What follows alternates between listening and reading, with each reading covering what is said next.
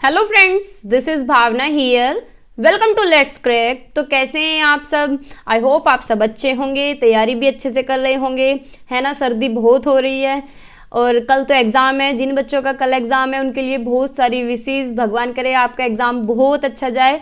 और क्या है, आप पैनिक मत होना, बिल्कुल भी डरना मत। अपने सारे असेंशियल डॉक्यूमेंट्स लेके जाना, अपना आधार कार्ड, अपने फ़ोटोज़ वगैरह, ठीक है, और अपना एडमिट कार्ड साथ लेके जाना। और कपड़े जो हैं इस तरह के पहन के जाना, बिल्कुल फॉर्मल कपड़े, जिससे आपको बैठने में भी दिक्कत ना हो। और दूसरी बात, सर्दी बहुत ज़्यादा है तो इसी तरह से अपना अच्छी तरह अरेंज करके जाना, क्योंकि वहाँ पे दांत बजेंगे तो फिर दिक्कत होती है, ठीक है। तो अच्छे से बिल्कुल पैक होके जाना पूरा, और बढ़िया तरह एग्ज़ाम देना, अच्छा एग्ज़ाम जाएगा। बिल्कुल पॉजिटिव रहना, ठीक है। अगर पेपर थोड़ा बहुत टफ भी आए तो डरना मत। और जिनका कल पेपर है, पेपर से आने के बाद मुझे क्वेश्चन सेंड कर देना जो भी आपके माइंड में रहे, ठीक है। आप मेल आईडी पे भी सेंड कर सकते हैं, व्हाट्सएप पे भी कर सकते हैं और टेलीग्राम पे भी कर सकते हैं, ठीक है। तो एक बात ये हुई, बाकी बेस्ट विशेस हैं ही। भगवान से मैं प्रे करूँगी जिनका कल एग्ज़ाम है अच्छा जाए, बाकी सबका अच्छा जाए जिनका आने वाले टाइम में है। तो आज हम करने वाले हैं one shot revision EVS pedagogy का। साइंस का हम कर चुके हैं, ठीक है, और मैथ पेडागोजी कर चुके हैं। आज करेंगे ईवीएस पेडागोजी। तो एंड तक बने रहिए मेरे साथ, एक एक पॉइंट काफ़ी इंपॉर्टेंट होने वाला है, ठीक है। तो स्टार्ट करते हैं। अगर नए हैं तो सब्सक्राइब कर दें, पुराने हैं सब्सक्राइब नहीं किया हुआ है तो वो भी कर दें भाई। शेयर करो, ज़्यादा से ज़्यादा सपोर्ट करो, ठीक है।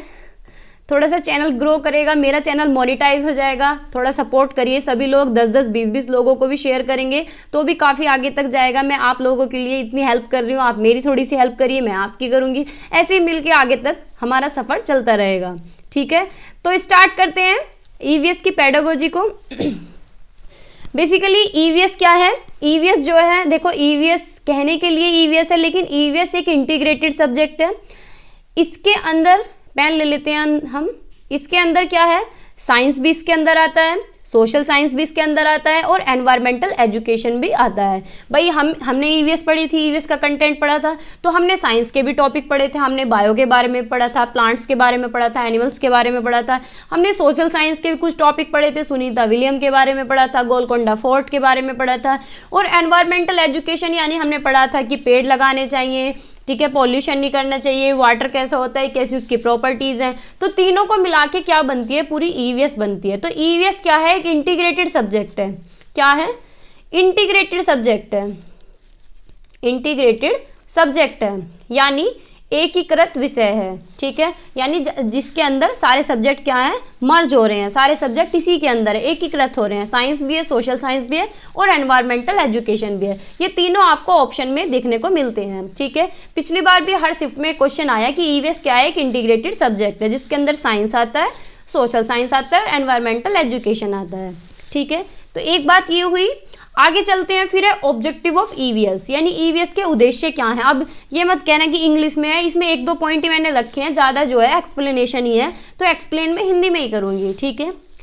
तो अब देखो एग्जाम का टाइम है, दोबारा पीपीटी अच्छी तरह बनाने का बिल्कुल भी टाइम नहीं था, क्योंकि मैं तो अकेले ही मैनेज करती हूँ सारा अपने घर से। तो जो पीपीटी थी मैं इसी से ही करा रही हूँ, लेकिन एक्सप्लेनेशन जो है सारी हिंदी में करूँगी मैं, ठीक है। तो देख के ऐसे परेशान मत होना, ठीक है। एंड तक बने रहना, एक एक पॉइंट आपके लिए इंपॉर्टेंट होने वाला है। कुछ क्वेश्चंस भी करेंगे लास्ट में। ऑब्जेक्टिव ऑफ ईवीएस यानी ईवीएस के उद्देश्य क्या हैं। भाई उद्देश्य क्या है ईवीएस का, कि हमें क्या है, पेड़ नहीं काटने चाहिए। तो ये पेड़ नहीं काटने चाहिए, ये क्या है, ये अवेयरनेस है। हमें क्या है, एनवायरमेंटल इश्यूज के बारे में अवेयर करना है सभी को। क्या है, अवेयरनेस यानी जागरूक होना है कि भाई हमें पेड़ नहीं काटने चाहिए, ज़्यादा से ज़्यादा प्लांटेशन करना चाहिए, पेड़ों को ज़्यादा से ज़्यादा लगाना चाहिए, पोल्यूशन नहीं करना चाहिए, पब्लिक कन्वेंस यूज़ करना चाहिए, और पानी को ज़्यादा वेस्ट नहीं करना चाहिए। तो ये क्या है, एनवायरमेंटल इश्यूज़ के बारे में क्या है, अवेयर होना चाहिए, जागरूक होना चाहिए, ठीक है। तो ये उद्देश्य होता है ईवीएस पढ़ाने का, कि बच्चे क्या है, ज़्यादा से ज़्यादा जागरूक हों। फिर एनसीएफ कहता है कि टीचिंग क्या है, क्लास में कैसी होनी चाहिए, अनस्ट्रक्चर्ड टीचिंग होनी चाहिए। अनस्ट्रक्चर्ड का मतलब है कि बच्चा क्या है, एक्सप्लोर करे चीज़ों को। ऐसा नहीं है कि बुक उठाई और सीधा पढ़ने लग गए, ऐसा नहीं है। पेन को क्या हो गया, अच्छा, अनस्ट्रक्चर्ड टीचिंग है, यानी एक तरह से अनस्ट्रक्चर्ड पढ़ाना चाहिए। कैसे, एक्टिविटीज के माध्यम से गतिविधि कराएं कक्षा में, एक्सप्लोरेशन करें, यानी बच्चा क्या है ज़्यादा से ज़्यादा एक्सप्लोर कर सके, चीज़ों को देख सके, अन्वेषण कर सके अपने चारों तरफ। और क्या है, बच्चे का इंटरेस्ट भी डेवलप करना है, बच्चे की रुचि भी तो होनी चाहिए पढ़ने में, है ना। तो इसलिए क्या है, एक्सपेरिमेंट्स कराएं, लर्निंग बाय डूइंग कराएं कि बच्चा खुद से करके देखे, हैंड्स ऑन एक्सपीरियंस कराएं, हैंड्स ऑन एक्सपीरियंस कराएं कि बच्चा क्या है अपने हाथों से जब करेगा उसे ज़्यादा अच्छे से समझ आएगा। कोई भी गतिविधि करा रहे हैं तो बच्चा अगर खुद करेगा तो उसे ज़्यादा अच्छे से समझ आएगा और स्टे भी रहेगा माइंड में। तो टीचिंग क्या है, उसके अनुभव के आधार पर कराएं, उसके अनुभव को जोड़ के कराएं और उसकी रियल लाइफ से जोड़ें चीज़ों को, ठीक है, जिससे बच्चा एक्सप्लोर कर सके, एक्सपेरिमेंट्स कर सके, लर्निंग बाय डूइंग कर सके और बच्चे का इंटरेस्ट भी डेवलप हो सके, ठीक है। आगे चलते हैं। फिर लर्निंग जो है, जो भी क्लास में लर्निंग हो रही है, जो स्कूल में पढ़ाया जा रहा है, क्या है, स्कूल की दुनिया को बाहर की दुनिया के साथ जोड़ें। स्कूल की दुनिया को क्या है, बाहर की दुनिया से जोड़ें। जब स्कूल की दुनिया को बाहर की दुनिया से जोड़ेंगे तो चीज़ें क्या है, इंटरेक्ट करेंगे एक दूसरे के साथ। अब जो स्कूल की लाइफ है और बाहर की लाइफ है, एनवायरनमेंट से जो चीज़ें सीख रहे हैं, दोनों एक साथ क्या करेंगे, इंटरेक्ट करेंगी, तो बच्चा अच्छे से सीख पाएगा, ठीक है। बच्चे को ज़्यादा से ज़्यादा मौके दें जिससे कि वो सीख सके, चीज़ों को कर सके, क्वेश्चंस पुट आउट कर सके, इन्वेस्टिगेशन कर सके, पूछताछ कर सके और क्या है, शेयर कर सके अपने फाइंडिंग। जो उनने कि घर पे कुछ देख रहा है कि मैडम मैंने तो घर पे ये देखा, कि आप जो भी कुछ देख रहा है, एक्सप्लोर कर रहा है चीज़ों को, क्या है, शेयर कर सके, टीचर के साथ डिस्कशन कर सके। और हमें क्या करना है, बच्चे की क्यूरियोसिटी को नर्चर करना है, यानी जो उसके अंदर जिज्ञासा है उसे पोषित करना है, उसे पोषित करना है। बच्चा कुछ भी क्वेश्चन पूछ रहा है तो ऐसे नहीं है चुपचाप बैठ के चांटा लगेगा, है, ऐसे नहीं करना है। कुछ भी पूछ रहा है तो उसे बताएंगे, है ना, वो ज़्यादा से ज़्यादा क्या है, उसे नर्चर करना है उसकी जिज्ञासा को, ठीक है। आगे चलते हैं। फिर approaches for teaching integrated EVS, यानी ईवीएस एकीकृत ईवीएस के लिए कैसा दृष्टिकोण होना चाहिए, कैसा दृष्टिकोण होना चाहिए। ईवीएस क्या है, थीम बेस्ड है, क्या है, थीमेटिक बेस्ड है, थीमेटिक बेस्ड है, थीम पे बेस्ड है। 6 थीम दी गई हैं, थीम बेस्ड है भाई, ठीक है, जो कि बच्चों की मदद करता है। बच्चे क्या है, नेचुरल भी समझते हैं चीज़ों को, सोशली और कल्चरल एस्पेक्ट भी समझते हैं। तो ईवीएस क्या है, ईवीएस का कैसा दृष्टिकोण होना चाहिए, थीमेटिक बेस्ड है। हम थीम्स पढ़ते हैं इतनी सारी, है ना। देखो अब ये थीम है, ये हर बार क्वेश्चन में आती हैं, आप कमेंट सेक्शन में लिखेंगे जिससे आपको याद हो जाएंगी। फर्स्ट है फैमिली एंड फ्रेंड्स, यानी परिवार और दोस्त। सेकेंड है फूड, यानी भोजन। थर्ड है शेल्टर, यानी आश्रय। वाटर, यानी पानी। ट्रेवल, यानी यात्रा। Things we make and do, चीज़ें जो हम बनाते हैं। तो ये क्या है, ये थीम है ईवीएस की। और जो फैमिली एंड फ्रेंड्स है, इसके सब थीम है। ये हर बार पूछे हैं, पिछली बार ऑनलाइन एग्जाम हुआ है, हर शिफ्ट में क्वेश्चन आया है।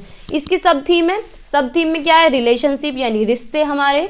वर्क एंड प्ले, जो हम कार्य और खेल, ठीक है। एनिमल्स, यानी पशु। प्लांट्स, यानी पौधे।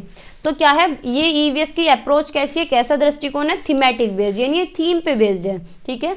और ईवीएस में हमें एक्टिविटीज़ करानी चाहिए, लर्निंग बाय डूइंग करानी चाहिए, एक्सप्लोरेशन कराना चाहिए और डिस्कवरी करानी चाहिए, ठीक है। और क्या है, चीज़ों को सीखने के लिए फैमिली मेम्बर्स की हेल्प ले सकते हैं, कम्युनिटी मेम्बर्स की हेल्प ले सकते हैं। भाई हम अपनी कम्युनिटी से भी तो बहुत कुछ सीखते हैं, फैमिली मेम्बर्स से भी सीखते हैं, न्यूज़पेपर से सीखते हैं और इंटरनेट से भी एक्सप्लोर करते हैं हम चीज़ों को, ठीक है। तो ये बात हुई ईवीएस की थीम के बारे में। ये छह थीम आपको याद रखनी है, family and friends, food, shelter, water, travel, things we make and do.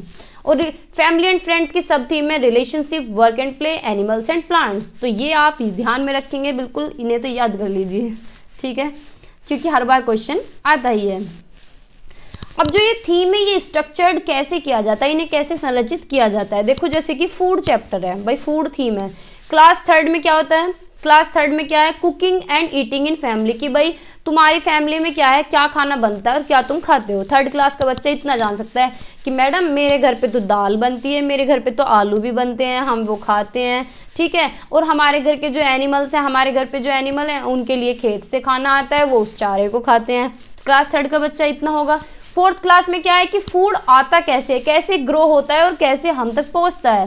तो ये क्या है, ये बच्चे भी पूछेंगे, जानने की कोशिश भी करेंगे और थोड़ा बहुत उन्हें पता भी होगा कि फूड कैसे उगता है, कि भाई खेत में उगता है, घर में भी उगता है, घर में भी लगा लेते हैं हम, जैसे हम पालक वगैरह लगा लेते हैं। और फूड हम तक पहुँचता कैसे, सब्जी वाले भैया आते हैं देने कैसे। तो ये इस तरह के क्वेश्चन होते हैं। क्लास 5th का जो है उसका लेवल थोड़ा सा बढ़ जाता है कि फार्मर्स जो है क्या क्या हार्डशिप उनके सामने आती हैं, क्या क्या दिक्कतें आती हैं फार्मर्स को। भाई क्या है, मैडम बताएंगे कि फसल खराब हो जाती है। फसल कैसे खराब हो जाती है, बारिश आती है, आंधी आती है, कभी कभी ओले पड़ जाते हैं तो फसल खराब हो जाती है, तो कीड़े लग जाते हैं फसल में, तो क्या है, फूड स्पॉयल हो जाता है। ठीक है, तो इस तरह से थीम क्या है, पूरी स्ट्रक्चर्ड होती हैं। जैसे जैसे लेवल बढ़ता जाता है उसी तरह से क्या है, क्वेश्चंस का लेवल भी बढ़ता रहता है। ठीक है, टॉपिक का लेवल भी बढ़ जाता है। फिर है अप्रोचेज, यानी दृष्टिकोण कैसा होना चाहिए। एक्टिविटी बेस्ड लर्निंग होनी चाहिए और कोऑपरेटिव लर्निंग होनी चाहिए, यानी कैसा अधिगम हो, गतिविधि आधारित शिक्षण होना चाहिए। कैसा होना चाहिए, ईवीएस लर्नर सेंटर्ड होना चाहिए। अगर एक्टिविटी बेस्ड लर्निंग है तो उसके अंदर किस तरह की एक्टिविटी होनी चाहिए, जो लर्नर सेंटर्ड हो, बच्चे के अकॉर्डिंग हो, चाइल्ड सेंटर्ड हो, जिसमें क्या है, बच्चा केंद्र में हो, बच्चे को इंटरेस्ट आए, बच्चे को ध्यान में रखा जाए, है ना, कि भाई बच्चे को मज़ा आ रहा है करने में, नहीं आ रहा है, बच्चे को पढ़ने में मज़ा आ रहा है, नहीं आ रहा है, उसे इंटरेस्ट है नहीं है ना, बच्चे को कुछ सीखने को मिल रहा है, मीनिंगफुल होनी चाहिए, बच्चे के अकॉर्डिंग होनी चाहिए, जिसमें बच्चे की नीड्स पूरी हो रही हो। ठीक है, इस तरह की गतिविधि कराएं जिससे कि बच्चा करके सीखे, अपने हाथों से करे, हैंड्स ऑन एक्सपीरियंस करे, लर्निंग बाय डूइंग करे, यानी खुद से करके देखे। ठीक है, EVS is constructing on knowledge, यानी बच्चे क्या है, जब खुद से करेंगे तो खुद ही अपने ज्ञान का निर्माण भी करेंगे, खुद से सीखेंगे चीज़ों को। टीचर को क्या है, डाइवर्जेंट थिंकिंग को प्रमोट करना चाहिए कि बच्चा क्या है, अलग अलग पर्सपेक्टिव में सोच सके, अलग अलग तरह से सोच सके, एक चीज़ के ज़्यादा से ज़्यादा सॉल्यूशन सोच सके। ठीक है, और बच्चों के अंदर हमें डेवलप करनी है क्यूरियोसिटी, यानी जिज्ञासा। बच्चे को क्या है, बच्चे की जिज्ञासा को क्या है, डेवलप करना है, अवेयर करना है। तो ये कुछ पॉइंट्स हैं एक्टिविटी बेस्ड लर्निंग के। ठीक है, अब कुछ एग्जाम्पल है भाई किस तरह से हम एक्टिविटी करा सकते हैं। हम बच्चे को प्लांट्स पढ़ा रहे हैं या फिर फ्लावर्स के बारे में पढ़ा रहे हैं, तो हम गार्डन में लेके जा सकते हैं। तो ये देखो इतने सारे तरह के प्लांट्स होते हैं, इतने तरह के फ्लावर्स होते हैं कि रोज़ फ्लावर देखो, रेड है, पिंक है, क्या ये भी रेड है, वाइट भी होते हैं, येलो भी होते हैं, ग्रीन भी होते हैं, तो इस तरह के फ्लावर्स होते हैं। फूड चेन पढ़ा रहे हैं तो उन्हें भी एक्टिविटीज़ के मीडियम से पढ़ाएं। भाई ऐसे नहीं है कि कौन को खाता है चूहा, चूहे को खाता है उल्लू, ऐसे रटवा दे कि याद कर लो।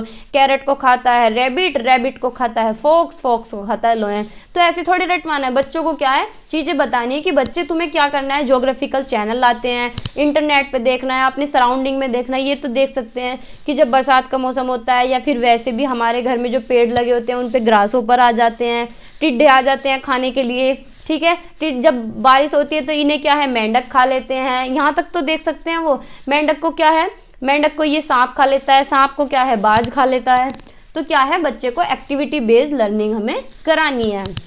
ठीक है, ज़्यादा स्पीड हो गई है शायद। एक्टिविटी बेस्ड लर्निंग के अंदर क्या है, देखो ऐसा तो है नहीं कोई भी एक्टिविटी है उसे अरेंज करने में भी टाइम लगता है। भाई ऐसा तो है नहीं कोई भी एक्टिविटी उठाए, चलो भाई आज चलते हैं गार्डन में घूमने, ऐसे थोड़ी। पहले से प्री प्लानिंग होती है कि भाई पहले क्या है, एक्टिविटी प्लान की जाती है कि किस तरह की एक्टिविटी करानी है, कौन सा टॉपिक हमें एक्टिविटी के माध्यम से कराना है, किस तरह से हम एक्टिविटी को प्लान करेंगे। ठीक है, फिर कंडक्ट करेंगे एक्टिविटी को कि किस तरह से करानी है, गार्डन में कैसे लेके जाना है, लाइन से लेके जाना है, धक्का मुक्की नहीं करने की, एक बच्चा उसके मुंह पे गुट मार रहा है, एक बच्चा उसके मुंह पे गुट मार रहा है। तो ऐसे थोड़ी कि मैडम वहाँ पे कुछ समझाने की कोशिश कर रही हैं, बच्चे अपने लग रहे हैं मौज मस्ती में। या फिर रिफ्लेक्ट ऑन द प्रोसेस कि बच्चे क्या जो भी टॉपिक पढ़ा रहे हैं टीचर उसे समझाए कि बच्चों आज हम ये चीज़ें देखने आए हैं, ये चीज़ें हम सीखेंगे। ठीक है, और फिर क्या है, क्लास में आगे सारा प्रोसेस रिवाइज करे टीचर कि आज बच्चों हमने गार्डन में क्या देखा, प्लांट्स देखे, इतने तरह के प्लांट्स थे, उन पे इस तरह के फूल लग रहे थे, किसी पे फल लग रहे थे, उनके पत्ते ऐसे थे, स्टेम ऐसा था, रूट ऐसी थी। ठीक है, तो पूरा प्रोसेस क्या है फिर रिवाइज करें। ठीक है, फिर जो एक्टिविटी बेस्ड लर्निंग है वो किस तरह की होनी चाहिए कि हमारे संवेग भी डेवलप हो, हमारे कॉग्निशन डेवलप हो, अफेक्टिव डेवलप हो, साइकोमोटर डोमेन डेवलप हो। कि बच्चा क्या है भाई, इस तरह की गतिविधि हमें अरेंज करनी चाहिए कि बच्चा मेंटली भी डेवलप हो, थिंकिंग भी डेवलप हो, उसकी परसेप्शन भी, सोचना भी, इमेजिनेशन, तर्क ना कल्पना शक्ति सारी क्या है डेवलप होनी चाहिए। और क्या है भाई, एक्टिविटी ऐसी भी होनी चाहिए कि बच्चा अफेक्शन भी डेवलप हो उसका। ऐसा नहीं है कि बच्चे इतने कमजोर हो कि फेल हो जाएं तो सुसाइड कर रहे हैं। तो गतिविधि ऐसी होनी चाहिए कि ये तीनों चीज़ें हिट करें, तीनों डेवलप हो, तीनों डोमेन्स पे काम किया जाए कि अफेक्टिव भी डेवलप हो, साइकोमोटर भी यानी बच्चा करके सीखे, हार्ट भी डेवलप हो और मेंटली भी अच्छे से डेवलप हो सके। तो इस तरह की एक्टिविटीज़ करनी चाहिए। ठीक है, एक्टिविटी बेस्ड लर्निंग जो करा रहे हैं वो कैसी होनी चाहिए, जेंडर न्यूट्रल होनी चाहिए। ऐसा नहीं है कि भाई साइंस जैसे कुछ भी बायो का कुछ भी ईवीएस पढ़ रहे हैं कुछ भी, तो उसमें बता रहे हैं कि भाई लड़के तो साइंस ले सकते हैं लड़कियां ले नहीं सकती हैं या कुछ भी। तो इस तरह की एक्टिविटीज़ करानी है जो कि जेंडर न्यूट्रल हो, जेंडर न्यूट्रल हो, जिसमें बिल्कुल भी पक्षपात नहीं होना चाहिए। और क्या है, सभी कल्चर्स की, सभी रिलीजन्स की, सारे धर्म की, सबकी संस्कृति की क्या है, बच्चे रेस्पेक्ट भी करना सीखे।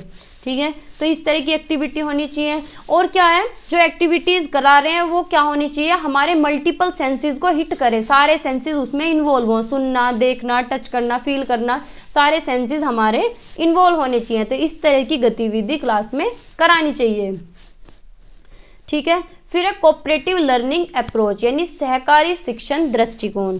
कोऑपरेटिव लर्निंग अप्रोच क्या होता है भाई, नाम से पता चल रहा है सहकारी यानी एक दूसरे को सहयोग करना। बच्चे क्या है, एक दूसरे को सपोर्ट करें, एक दूसरे को सहयोग करें, बच्चे आपस में सहयोग करें, टीचर्स के साथ भी कोऑपरेट करें। तो इस तरह का दृष्टिकोण होना चाहिए। जैसे कि घर पे अपने सपोर्ट कर सकते हैं, घर पे अपनी मम्मी को सपोर्ट कर सकते हैं, पापा के काम में सपोर्ट कर सकते हैं, स्कूल में गार्डन में जा रहे हैं या फिर किसी विजिट पे जा रहे हैं तो कोऑपरेट करें एक दूसरे को, और एक दूसरे को आपस में भी कोऑपरेट करें, फ्रेंड को करें, यानी पीयर लर्निंग भी होनी चाहिए।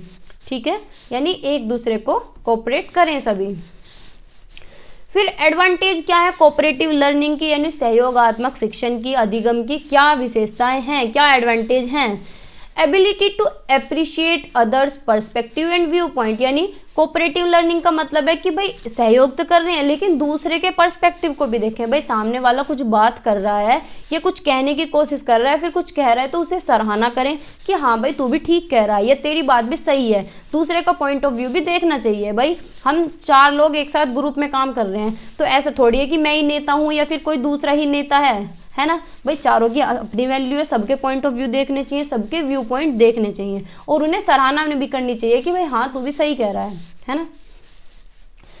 कोऑपरेटिव लर्निंग की एडवांटेज होनी चाहिए कि डेवलप इंटरपर्सनल स्किल, यानी दूसरों के विचारों को भी समझ सके, दूसरों के इमोशंस को समझ सके, दूसरों की फीलिंग्स को समझ सके कि सामने वाला बंदा किस तरह से बात को कह रहा है।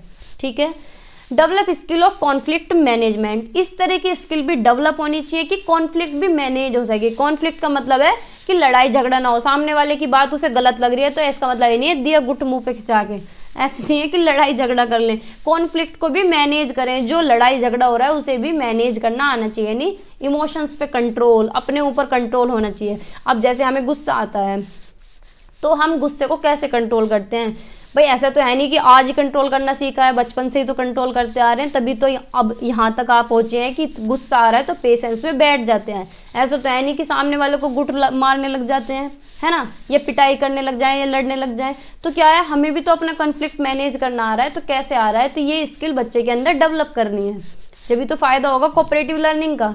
सोशल लर्निंग और पीयर लर्निंग हो, यानी एक दूसरे के साथ सीखें, और सेंस ऑफ अचीवमेंट, यानी जब भी कुछ सीख रहे हैं तो सीखने के बाद ये होना चाहिए कि हाँ यस मुझे आ गया। ठीक है, तो ये है एडवांटेज कोऑपरेटिव लर्निंग की। फिर है प्रोसेस स्किल यानी प्रक्रिया कौशल। कुछ बेसिक स्किल होती हैं, कुछ एडवांस स्किल होती हैं। बेसिक स्किल ये प्राइमरी के लिए होती हैं और एडवांस स्किल ये अपर प्राइमरी के लिए होती हैं। ठीक है, लेकिन सीरीज में लगाने के लिए कोई भी आ सकता है ना। तो पहले क्या है, बेसिक स्किल में ऑब्जर्व करेंगे, चीज़ों को देखेंगे, अवलोकन करेंगे।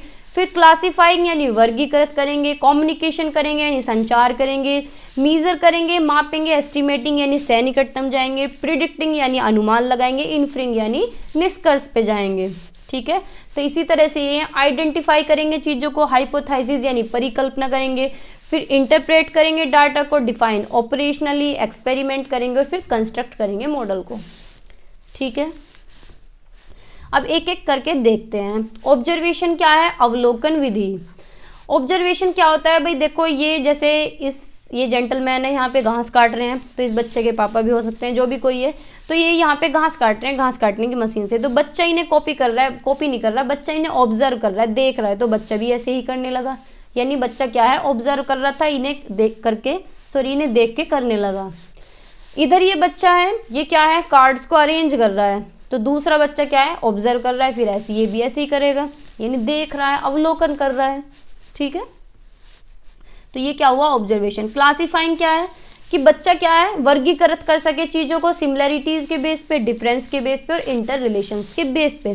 जैसे कि ये 4 चीज़ क्लास में दिखाई, तो बच्चे से कहा कि इन्हें क्लासीफाई करो, तो बच्चे ने क्या किया, घड़ी के साथ तो ये चॉकलेट लगा दी और बॉल के साथ ये संतरा लगा दिया। तो उसने कैसे किया कि भाई ये भी स्क्वायर की शेप का था तो मैंने चॉकलेट इसके साथ रख दी, ये क्या है सर्कल की शेप के था तो मैंने इसके साथ संतरा रख दिया और बॉल एक साथ लगा दी। ठीक है, तो इस तरह से क्या है बच्चे क्लासीफाई कर सकते हैं। जैसे यहाँ ये लकड़ी के जो वुडन के सामान थे वो मैंने एक साइड लगा दिए, जो प्लास्टिक के थे, प्लास्टिक के डब्बे और प्लास्टिक की ये बर्तन, ये एक साइड लगा दिए। ठीक है, तो क्या है बच्चा वर्गीकृत कर रहा है। मीजरमेंट क्या होता है, मीजरमेंट के अंदर हमारी length, volume, mass, temperature, time, ruler, metre, rod, ये क्या है सारे इंस्ट्रूमेंट हैं जो मीजरमेंट को मापने यानी मापने के काम आते हैं। ठीक है, तो क्या है मीजरमेंट ऐसा होना चाहिए बच्चा क्या है सैनिकटतम जा सके, अप्रोक्सीमेशन लगा सके, अनुमान लगा सके। ठीक है, ये होता है माप। कम्युनिकेशन यानी संचार, संचार का जैसे कि यूजर मैनुअल, यूजर मैनुअल क्या होता है, जैसे कि हमने वॉशिंग मशीन खरीदी तो क्या है उस पर इंस्ट्रक्शन लिखा होता है कि ऐसे तुम्हें कपड़े डालने हैं, इतना पानी भरना है, इतना सरफ डालना है। तो ये क्या है इस तरह की कम्युनिकेशन, इस तरह की लैंग्वेज होती है कि एंड यूजर उसे समझ सके, यानी हम क्या है उसे समझ सके। तो ये होता है कम्युनिकेशन। ठीक है, संचार। फिर है निष्कर्ष, इन्फ्रेंस, ये सबसे ज़्यादा पूछा जाता है, इससे ही सबसे ज़्यादा क्वेश्चन आते हैं। इन्फ्रेंस क्या होता है कि बच्चे क्या हैं जो भी कुछ ऑब्जर्व कर रहे हैं, ऑब्जर्व करने के बाद उसका कारण ढूंढें, उसका कारण ढूंढें कि क्या किस वजह से हो रहा है, क्या कारण है, तो वो क्या होता है इन्फ्रेंस होता है, निष्कर्ष। जैसे कोई भी पेड़ है, बच्चे क्या है पेड़ को ऑब्जर्व कर रहे हैं, अपने घर में कोई पेड़ लगाया, चलो हमने लगाया, कोई गमले में पेड़ लगाया, तो क्या है उस पेड़ को मैं ऑब्जर्व कर रही हूँ। जैसे हमने कड़ी पत्ता लगाया, तो फिर मैं कड़ी पत्ते को ऑब्जर्व कर रही हूँ कि मम्मी ये इतने दिन से क्या है, ये कड़ी पत्ता अब तक तो बढ़ रहा था, एकदम से इसकी ग्रोथ रुक गई है। तो फिर थोड़े दिन बाद मेरे दिमाग में आता है कि यार ये ग्रोथ क्यों रुक रही है, ये पीला क्यों हो गया, क्यों सूख गया। तो मैं अपने दिमाग में सोच रही हूँ अच्छा ये इस वजह से सूखा है, कि मैंने उसका निष्कर्ष निकाला कि धूप इतनी तेज हो रही है कि इसके पत्ते जल चुके हैं, ये बिल्कुल पीला पीला हो गया है और सूखने लगा है, तो इस वजह से ये क्या है बढ़ नहीं रहा है। तो ये मैंने अपने दिमाग में निष्कर्ष लगा लिया। ठीक है, और हो भी ऐसे ही रहा था गर्मियों में। अब इन्फ्लुएंस के ऊपर मैंने एक एग्जाम्पल भी रखा है कि भाई क्या है हम आज गार्डन में गए और हमने क्या है बहुत सारे प्लांट्स को ऑब्जर्व करा, बहुत सारे पौधों को देखा। कुछ जो प्लांट थे वहाँ पे मैंगो के थे, आम के थे, कुछ नीम के थे, कुछ छोटे पेड़ थे, कुछ बड़े पेड़ थे, कुछ रोज़ के भी पेड़ थे। तो मैंने नोटिस किया कि कहाँ कुछ फ्लावर भी लगे हुए थे, यानी कुछ फूल लगे हुए थे, और कुछ क्या है फल भी लगे हुए थे पेड़ों पे। ये क्या हो गया, ये मेरी ऑब्जर्वेशन हो गई। भाई मैंने पूरा ऑब्जर्व कर लिया कि गार्डन में मैंने ये चीज़ देखी। फिर क्या है व्हेन आई, मतलब कुछ दिन बाद की बात है कि आज मैं जब गार्डन में गई तो मैंने नोटिस किया कि जो प्लांट्स और ट्रीज हैं वे बिना फूल और बिना उसके थे फल के, ना उन पे फूल थे ना उन पे फल थे। फिर मैंने सोचा ये किस वजह से हो रहा है। फिर मुझे समझ आया कि ये गर्मी और सन की वजह से हो रहा है कि 2-3 महीने से बारिश नहीं हुई है, इस वजह से क्या है घास सूख गई है और ब्राउन ब्राउन हो गई है, और ना ही फल हैं ना ही फूल हैं। तो ये क्या है, ये मेरा इन्फ्लुएंस है, ये मेरा निष्कर्ष है, मेरे दिमाग में ये चीज़ आई। मैंने ऑब्जर्व करा, पहले नॉर्मल था, अब क्या है सब कुछ सूख गया, तो मेरे दिमाग में अच्छा बारिश नहीं हो रही है, अच्छा इस वजह से फल फूल नहीं लग रहे हैं, पेड़ पीले हो गए हैं। तो ये क्या है मेरा इन्फ्लुएंस है, यानी निष्कर्ष है। ठीक है, तो ये हुआ निष्कर्ष मेरा। फिर हाइपोथाइजिंग यानी परिकल्पना करना। इसके अंदर क्या है, पहले हम किसी चीज़ को क्या है ऑब्जर्व करते हैं, फिर हाइपोथाइज यानी परिकल्पना लगाते हैं, फिर एक्सपेरिमेंट करते हैं, फिर किसी चीज़ के कंक्लूजन पे जाते हैं, है ना। जैसे कि एक एग्जांपल है, मैंने टीवी का प्लग लगाया बोर्ड में, TV is not getting on, कि मैंने देखा टीवी ऑन ही नहीं हुआ भाई प्लग लगाने से, तो ये मेरा ऑब्जर्वेशन है। फिर मैंने देखा why TV is not getting on, मैंने अपने दिमाग में क्या है हाइपोथाइसिस लगाई, what is the problem, is the TV faulty. मैंने अपने दिमाग में क्या है हाइपोथाइसिस लगाई, भाई टीवी क्यों नहीं चल रहा है, क्या टीवी फॉल्टी है या फिर प्लग खराब है, टीवी खराब है, अपने दिमाग में सोच रही हूँ, परिकल्पना कर रही हूँ। फिर मैंने एक्सपेरिमेंट करा कि TV is faulty, no electricity, देखो यहाँ पे इलेक्ट्रिसिटी है नहीं। एक्सपेरिमेंट कैसे किया, मैंने कोई और प्लग लगा के देखा, प्लग इज़ नॉट वर्किंग। फिर मैंने टेस्टिंग करी कि और चीज़ चल रही है क्या, मैंने प्रेस लगा के देखी, भैया प्रेस तो चल रही है, टीवी क्यों नहीं चल रहा। फिर मुझे समझ आया, कंक्लूजन निकला कि सारी चीज़ें चल रही हैं, मेरा तो प्लग ही ख़राब है, भाई ये प्लग ख़राब है, टीवी में कुछ दिक्कत है, प्लग में दिक्कत है, वायर में दिक्कत है, बाकी प्रेस तो यहाँ चल रही है। तो ये क्या हुआ, मेरा कंक्लूजन निकला। ठीक है भाई, पहले मैंने ऑब्जर्व किया, फिर मैंने परिकल्पना लगाई, फिर उसके बाद मैंने एक्सपेरिमेंट किया, फिर मेरा कंक्लूजन निकला। ठीक है, आगे चलते हैं। फिर है स्मॉल ग्रुप डिस्कशन, यानी छोटे समूह के निर्णय। स्मॉल ग्रुप डिस्कशन क्या होता है, जिसमें क्या है, एंगेजमेंट होता है, सब एक दूसरे के साथ बैठते हैं। पीयर ग्रुप होता है, यानी पूरा एक ग्रुप होता है, समूह होता है, जिसमें डिस्कशन के थ्रू सीखते हैं। उससे क्या होती है, डेवलप होती है इंटरपर्सनल स्किल, यानी हम दूसरों के विचार को भी समझते हैं। भाई ग्रुप में बैठे हैं, ये बंदा बोल सकता है कुछ भी, तो इसके विचार भी सुने जाएंगे, समझा जाएगा, ये भी बोल सकता है, तो ये स्किल भी ग्रुप डिस्कशन से क्या है, डेवलप होती हैं। ठीक है, और क्या है, कॉन्फ्लिक्ट मैनेज करना आ जाता है। देखो कभी आपने देखा होगा, जो लोग अकेले रहते हैं ना, वो बहुत ज़्यादा चिड़चिड़े होते हैं, और जो लोग परिवार में या फिर बहुत ज़्यादा लोगों के बीच में रहते हैं, वो क्या है, बिल्कुल नॉर्मल मिलेंगे, डाउन टू अर्थ, एक तरह से सिंपल बिल्कुल। और जो अकेले रहते हैं वो ऐसे होते हैं, खिस्सियानी बिल्ली खंबा नोचे, वो वाला काम, मतलब चिड़चिड़े टाइप। ठीक है, तो क्या है, अगर ग्रुप डिस्कशन होता है तो ये स्किल भी डेवलप होती है कि कॉन्फ्लिक्ट मैनेज करना भी आता है। ठीक है, एक्टिव लर्निंग होती है, यानी सब बिल्कुल सक्रिय तरीके से सीखते हैं। और क्या है, अंडरस्टैंड मल्टीपल पर्सपेक्टिव, यानी अलग अलग जो पर्सपेक्टिव हैं लोगों के, उन्हें भी समझते हैं। ठीक है, अब ग्रुप डिस्कशन कैसे होता है भाई, ग्रुप डिस्कशन किसी एक से तो होगा नहीं, no single solution. Group discussion होता है, कोई भी क्वेश्चन पूछो तो एक बच्चा जवाब दे देगा, एक बच्चा तो यस नो में जवाब दे देगा, लेकिन ग्रुप डिस्कशन का मतलब होता है कि बच्चा आउट ऑफ द बॉक्स सोचे, डिस्कशन करे, ज़्यादा से ज़्यादा अलग अलग सॉल्यूशन सोचे, डाइवर्जेंट थिंकिंग लगाए। ठीक है, तो क्या है, आउट ऑफ बॉक्स सॉल्यूशन सुझा सके। ग्रुप डिस्कशन का क्या और बेनिफिट होता है कि भाई दूसरे के रिलीजन को समझ सकते हैं, दूसरे के कल्चर को समझ सकते हैं, दूसरे की डाइवर्सिटी को समझ सकते हैं, अलग अलग पृष्ठभूमि के जो बच्चे होते हैं उनकी भी रेस्पेक्ट कर सकते हैं। तो सारी चीज़ों की हम रेस्पेक्ट भी करना सीख जाते हैं हम। ठीक है, अब एक प्रोजेक्ट और सर्वे फॉर ईवीएस। प्रोजेक्ट कैसे होते हैं भाई, कोई भी study and find a solution to flood problem in your district, यानी कोई भी टीचर क्या है, कोई भी प्रोजेक्ट दे रही है कि भाई अपने एरिया में ये देखो कि फ्लड, बाढ़ आने का क्या कारण है, बाढ़ किस वजह से आती है।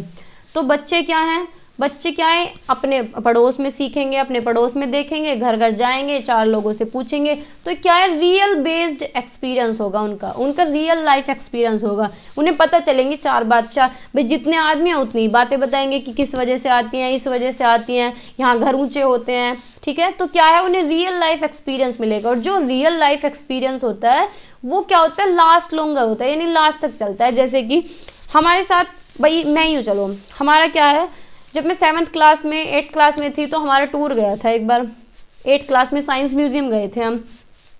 तो मुझे आज तक याद है कि हम साइंस म्यूजियम गए थे, हमने ये चीज़ें वहाँ पे देखी थी। ठीक है, तो मुझे कैसे याद है, क्योंकि मैंने क्या है, रियल लाइफ एक्सपीरियंस लिया था। मुझे अब तक भी याद है कि हमने ना फ़ोटोज़ लिए थे, इतनी सारी लड़कियाँ थी, हमारी क्लास के सारे लड़के थे, हम सारे लोगों ने बहुत एंजॉय किया था। और एक छुपके से एक लड़की फ़ोन लेके गई थी, छुपके से 2 बच्चे फ़ोन लेके गए थे, सब ने फ़ोटो लिए थे, फिर छुपके से वो निकलवा लिए थे। तो क्या है, ये लास्ट लॉन्गर है कि मुझे अब तक भी ये चीज़ें याद हैं, है ना। तो क्या है, कुछ जो रियल लाइफ एक्सपीरियंस होता है वो लास्ट तक याद रहता है। अब हम नहीं, सभी ऐसे करते हैं, जब भी कोई ट्रिप जाती है ना स्कूल में, तो सब लेके जाते हैं अपने घर से फ़ोन, क्योंकि घर के तो कुछ कहते हैं नहीं, घर के कहते हैं हाँ फ़ोटो खींच लेना, लेकिन स्कूल वाले क्या कहते हैं, फ़ोन अलाउड नहीं होगा है ना। Helps learner discover and explore, इससे क्या है, बच्चे डिस्कवर भी करते हैं, एक्सप्लोर करते हैं, चीज़ों को टच करके देखते हैं, है ना। तो प्रोजेक्ट क्या है, कराने चाहिए। अब इसके डिसएडवांटेज क्या है प्रोजेक्ट के, भाई कोई भी प्रोजेक्ट अगर हम तैयार कर रहे हैं तो उसके लिए हमें ज़्यादा टाइम चाहिए, है ना, ज़्यादा प्रिपरेशन चाहिए टीचर को। टीचर इसमें कैसे वर्क करता है, गाइड करता है बच्चों को कि इस तरह से करो, और फैसिलिटेट करता है, सुविधा देता है, हेल्प करता है। जब प्लानिंग करते हैं प्रोजेक्ट की, एग्जीक्यूट करते हैं, इवेल्युएट करते हैं, और प्रोजेक्ट को रिकॉर्ड करते हैं। ठीक है, ये बहुत ज़्यादा टाइम कंज्यूमिंग है प्रोजेक्ट। ठीक है, अब है विजिट्स फॉर लर्निंग, ये बात है बिल्कुल सही जो हमने विजिट की थी। हमारे तो बहुत सारे टूर गए थे, बहुत सारे भी नहीं, बस 3-4 ही गए थे। एक 8th क्लास में गया था, एक 11th में, एक 12th में, बस ऐसे ही गए थे। एक बार साइंस म्यूजियम गए थे, रेड फोर्ट गए थे, और पता नहीं कहाँ गए थे ठीक है। तो फील्ड ट्रिप क्या है, अब फील्ड ट्रिप कराने का क्या, देखो ईवीएस पढ़ा रहे हैं तो फील्ड ट्रिप करानी चाहिए, क्योंकि बच्चे क्या है चीज़ों को देखते हैं, ऑब्जर्व करते हैं, कॉन्क्रीट एक्सपीरियंस लेते हैं। अब फील्ड ट्रिप का ये मतलब नहीं है कि भाई मस्ती करेंगे, फ़ोन लेके जाएंगे, फोटो खींचेंगे, तेरे पास एप्पल का है रख लियो, है ना, और इतने सारे चिप्स कुरकुरे कोल्ड ड्रिंक वगैरह पिज़्ज़ा लेके चलेंगे, मस्ती करेंगे, मस्त है, ये मतलब नहीं होता विजिट का। विजिट का मतलब है कि बच्चों को जू लेके जाएं, पार्क लेके जाएं, म्यूजियम लेके जाएं। क्यों लेके जाएं, कि बच्चे वहाँ चीज़ों को सीखें, एनवायरनमेंट से सीखें। और अपने साथ क्या है, कोई भी डायरी लेके जाएं, कॉपी लेके जाएं, कोई शीट्स लेके जाएं, जिससे चीज़ों को रिकॉर्ड कर सकें, चीज़ों को लिख सकें पेपर में कि अच्छा ये चीज़ देख रहे हैं तो ये यहाँ पे लिख ली, पॉइंट नंबर 1 ये यहाँ लिख लिया, पॉइंट नंबर 2 ये यहाँ पे लिख लिया। और फिर क्या है क्लास में जाके डिस्कशन करें, क्वेश्चंस पूछे, मैडम भी पूछे कि भाई तुमने क्या देखा बताओ, और बच्चे पूछे कि मैडम वहाँ ऐसी चीज़ थी तो उसका क्या मतलब है। ठीक है, तो क्या है प्लानिंग क्या मतलब है, विजिट का क्या मतलब है कि बच्चे क्या है चीज़ों को एक्सप्लोर कर सकें, देख सकें, रियल लाइफ एक्सपीरियंस ले सकें। ठीक है, एनवायरनमेंट से जब चीज़ें लिंक होगी तो बच्चे सीखेंगे। फिर है experiments for teaching learning EVS, यानी ईवीएस में क्या है एक्सपेरिमेंट्स भी कराने चाहिए, प्रयोग भी कराने चाहिए। भाई कोई भी एब्स्ट्रैक्ट कंसेप्ट है उसे बच्चा कैसे सीखेगा, डायरेक्टली थोड़ी ना सीखेगा, उसे क्या है प्रैक्टिकल नॉलेज प्रोवाइड करें, उसे एक्सपेरिमेंट्स कराएं। बच्चे जब एक्सपेरिमेंट करेगा तो क्या है एब्स्ट्रैक्ट चीज़ें भी सीख लेता है वो किस तरह से, कॉन्क्रीट टू एब्स्ट्रैक्ट जाके। अब बच्चों से क्या है क्वेश्चनिंग भी करनी चाहिए। जब बच्चों से क्वेश्चनिंग करेंगे तो उनकी क्या है सोचने की जो पावर है वो बढ़ेगी, सोचने का जो कौशल है वो बढ़ेगा, थिंकिंग स्किल उनकी डेवलप होगी। अब जैसे मैडम पूछे कि what if there was no sun, कि बच्चा सोचे अगर सन नहीं होगा तो धूप कहाँ से आएगी भैया, है। उससे पूछे कि is air inside our body, बच्चे से पूछ रहे हैं क्या तुम्हारे अंदर हवा है, अगर उसे पता चल गया कि हमारे अंदर एयर है तो सोचेगा अच्छा एयर है तो हम फूल क्यों नहीं रहे हैं भाई, मतलब कुछ से कुछ भी सोचेगा, थिंकिंग स्किल तो उसकी डेवलप होगी, कुछ पता नहीं कितनी तरह से सोचेगा। ठीक है, तो अलग अलग पर्सपेक्टिव में सोचेगा ही, तो इससे क्या है बच्चे के अंदर क्यूरियोसिटी क्रिएट होती है। ठीक है, बच्चे क्या है क्यूरियस होते हैं, जिज्ञासु होते हैं जानने के लिए कि भाई अब मैडम मुझे तो इसका सॉल्यूशन पता नहीं चल रहा, आप बताओ क्या होगा अगर ऐसा हो जाएगा, क्या होगा अगर ऐसा होगा, है ना। फिर टाइप्स ऑफ लर्निंग रिसोर्सेज, यानी किस किस संसाधन से हम सीख सकते हैं।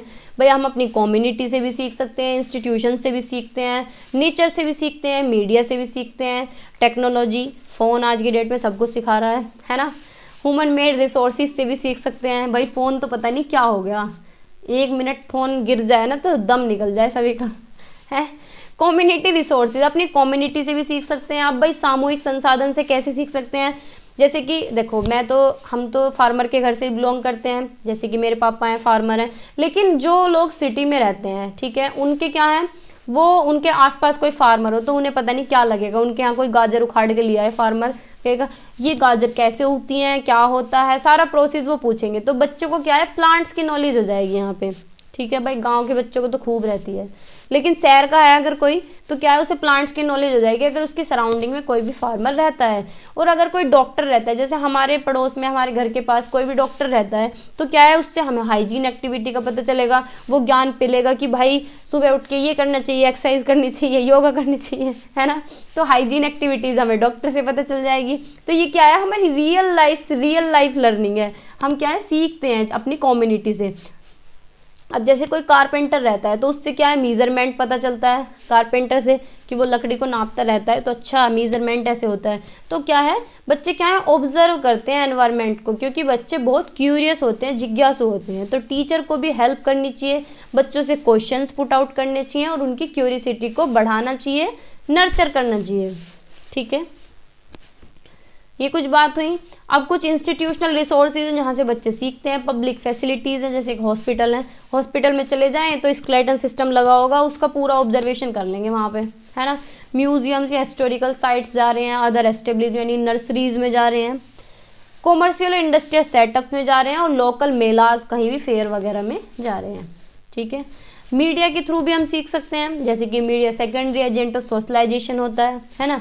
मीडिया में हम क्या है न्यूज़पेपर से सीख सकते हैं, टेलीविज़न में ज्योग्राफिकल चैनल आता है उससे देख के सीख सकते हैं, रेडियो प्रोग्राम है उस पर ज्ञान भारती, विविध भारती आता है उससे सीख सकते हैं, मैगजीन से सीख सकते हैं, और क्या है पोस्टर और कंपटीशन से भी सीख सकते हैं। पोस्टर में क्या है पृथ्वी खांसती हुई दिखाई जा रही है, तो बच्चे को क्या है पता चलेगा कि पृथ्वी पे क्या इफेक्ट हो रहा है पॉल्यूशन का। ठीक है, तो children with special needs, gifted children and slow learners, यानी स्पेशल नीड्स वाले चिल्ड्रन कौन कौन से होते हैं? एक तो स्लो लर्नर्स जो बहुत धीमी गति से सीखते हैं, और गिफ्टेड लर्नर्स जो बहुत एक्स्ट्रा ऑर्डिनरी होते हैं, जल्दी सीख जाते हैं, ये अबोव एवरेज होते हैं। इनका IQ 140 प्लस होता है टर्मन के अकॉर्डिंग, ठीक है। टर्मन के अकॉर्डिंग क्या है, इनका IQ बहुत ज़्यादा होता है, 140 प्लस होता है, अबोव एवरेज होते हैं, सुपीरियर होते हैं, ये एक्स्ट्रा ऑर्डिनरी होते हैं, बहुत जल्दी चीज़ों को याद कर लेते हैं, और क्लास में क्या है, जल्दी से टिक नहीं पाते हैं। इन्हें अगर कुछ हल्का पढ़ाते हैं तो बोरिंग लगता है, तो ये क्या है, एक्स्ट्रा ऑर्डिनरी होते हैं, ठीक है। फिर है physical handicapped children, physical handicapped यानी जिनको चलने में दिक्कत होती है, ठीक है। एक्सेप्शनल चिल्ड्रन यानी स्पेशल नीड्स वाले चिल्ड्रन, जिन्हें क्या है कि स्पेशल एनवायरनमेंट चाहिए जो अपने पोटेंशियल को अचीव करने के लिए, ठीक है। फिर है types of exceptional children. Exceptional children कितने तरह के होते हैं? एक तो गिफ्टेड और स्लो लर्नर्स होते हैं जो धीमी गति से सीखते हैं और जो तेज से सीखते हैं। फिजिकली हैंडीकैप्ड चिल्ड्रन जिनको चलने में ज़्यादा दिक्कत होती है, मूवमेंट में प्रॉब्लम है। चिल्ड्रन विद लर्निंग डिसेबिलिटीज जैसे कि डिसलेक्सिया है, जिन्हें विकार होता है, dyslexia, dyscalculia, dysgraphia, dysphagia, aphasia, ठीक है। फिर है children from disadvantaged part of society, यानी जो वंचित ग्रुप के बच्चे होते हैं, एक वो इनके अंदर एक्सेप्शनल के अंदर ही आते हैं, ठीक है। अब इन्हें जो स्पेशल नीड्स वाले जो बच्चे होते हैं, इन्हें एड्रेस किया कैसे जाता है, यानी इनकी नीड्स को कैसे केटर किया जाता है, कैसे इन्हें इनकी इच्छाओं को पूरा किया जाता है, कैसे इन्हें एक साथ लाया जाता है सबके। सेग्रीगेशन डिफरेंट स्कूल की इन्हें अलग थलग करें, तो ये तरीका बिल्कुल गलत है कि भाई अगर देखो जैसे किसी बच्चे को चलने में दिक्कत है तो इसका मतलब ये थोड़ी है कि उन्हें अलग स्कूल में एडमिट कर दें, अलग स्कूल में पढ़ाएं, और जो इंटेलिजेंट है उन्हें अलग स्कूल में पढ़ाएं, तो ये तरीका बिल्कुल बेकार है। इंटीग्रेटेड एजुकेशन यानी एकीकृत शिक्षा, इसमें क्या होता है, स्कूल तो सेम देते हैं लेकिन स्पेशल अटेंशन नहीं दी जाती। जब स्पेशल अटेंशन ही नहीं दी जाती तो ये भी खराब है भाई। जब बच्चे को अटेंशन ही नहीं दी जाएगी तो सेम स्कूल में पढ़ा के क्या फ़ायदा, है ना। ना ही इनके लिए स्पेशल टीचर्स होते हैं, ना सेपरेट करिकुलम इंटीग्रेटेड एजुकेशन में, ना कोई इंफ्रास्ट्रक्चर है स्पेशल, ना ही इक्वल अपॉर्चुनिटीज़ दी जा रही है। तो ये क्या है, ये बिल्कुल ख़राब तरीका है। इन्हें कैसे, इनकी नीड्स को कैसे पूरा किया जा सकता है, इंक्लूसिव एजुकेशन में किया जाता है, यानी समावेशी शिक्षा सबसे अच्छा तरीका है बच्चे की नीड्स को कैटर करने के लिए, एड्रेस करने के लिए, पूरा करने के लिए। समावेशी शिक्षा में क्या होता है, सेम स्कूल है बट स्पेशल अटेंशन, यानी एक ही स्कूल में बच्चे को हर तरह के बच्चे को अटेंटिव, हर तरह के बच्चे को अटेंशन देना। भाई किसी को चलने में दिक्कत है तो उसके लिए रैंप चेयर का प्रावधान होना चाहिए, या फिर उसे उसकी जो क्लास होनी चाहिए वो बिल्कुल नीचे होनी चाहिए। ऐसा नहीं है कि चलने में दिक्कत है और टॉप फ्लोर पे उसे क्लास दे रहे हैं, तो ये तो गलत बात है। तो क्या है, बच्चे के अकॉर्डिंग हमें चलना है। किसी को कम दिख रहा है उसे आगे बिठाओ, बिल्कुल भी नहीं दिख रहा है तो क्या है, touch and feel material provide कराओ, है ना। किसी बच्चे को सुन नहीं रहा है, कम सुन रहा है, वो पीछे बैठा है, तो उसे क्या है, आइडेंटिफाई करना है कि बच्चे को कम सुन रहा है, तो उसे क्या है, आगे बैठाना है, ठीक है। तो इसके लिए इंक्लूसिव एजुकेशन सबसे बेस्ट है। इंक्लूसिव एजुकेशन सबसे बढ़िया है। इंक्लूसिव एजुकेशन में क्या होता है, स्पेशल टीचर्स दिए जाएंगे, सेपरेट करिकुलम होगा, अच्छा इंफ्रास्ट्रक्चर होगा, रैंप्स भी होंगी, व्हील चेयर्स भी होंगी, हियरिंग एड्स भी होंगी। जिन्हें सुनने में दिक्कत है उनके लिए हियरिंग एड्स होंगी, जिन्हें चलने में दिक्कत है उनके लिए व्हील चेयर्स होंगी, है ना। रैंप्स लगवाए जाएंगे और इक्वल अपॉर्चुनिटीज़ मिलेंगी। इक्वल अपॉर्चुनिटी यानी सबको समान अवसर मिलेंगे, और क्या है, बच्चा अपना पोटेंशियल रियलाइज कर सकता है। भाई किसी को कोई हैंडीकैप्ड बच्चा है तो वो हैंडीकैप्ड ही तो है, तो ऐसा तो है नहीं कि उसे मेंटली कोई प्रॉब्लम है, भाई वो दूसरे बच्चे से भी आगे निकल सकता है। तो क्या है, अगर बच्चे को इक्वल अपॉर्चुनिटी मिलेंगी तो वो अपना पोटेंशियल रियलाइज कर सकता है कि हाँ मैं भी कर सकता हूँ, क्या हो गया मैं हैंडीकैप्ड हूँ तो मैं भी ये आगे जाके ये बन सकता हूँ, मैं भी पढ़ाई में अच्छा हो सकता हूँ। तो उसे क्या है, कभी भी बुरा फील नहीं होगा, कभी भी इन्फीरियर फील नहीं होगा। तो अगर इस तरह के बच्चे हैं तो हमें उन्हें सिंपैथी नहीं दिखानी है कि तुम तो बहुत बेचारे से हो, या तुम्हारे तो पैर में दिक्कत है तुम एक कोने में बैठ जाओ। तो हमें बिल्कुल भी उन्हें सिंपैथी की ज़रूरत नहीं है, उन्हें तो अच्छे अवसरों की ज़रूरत है, उन्हें तो मौके देने चाहिए।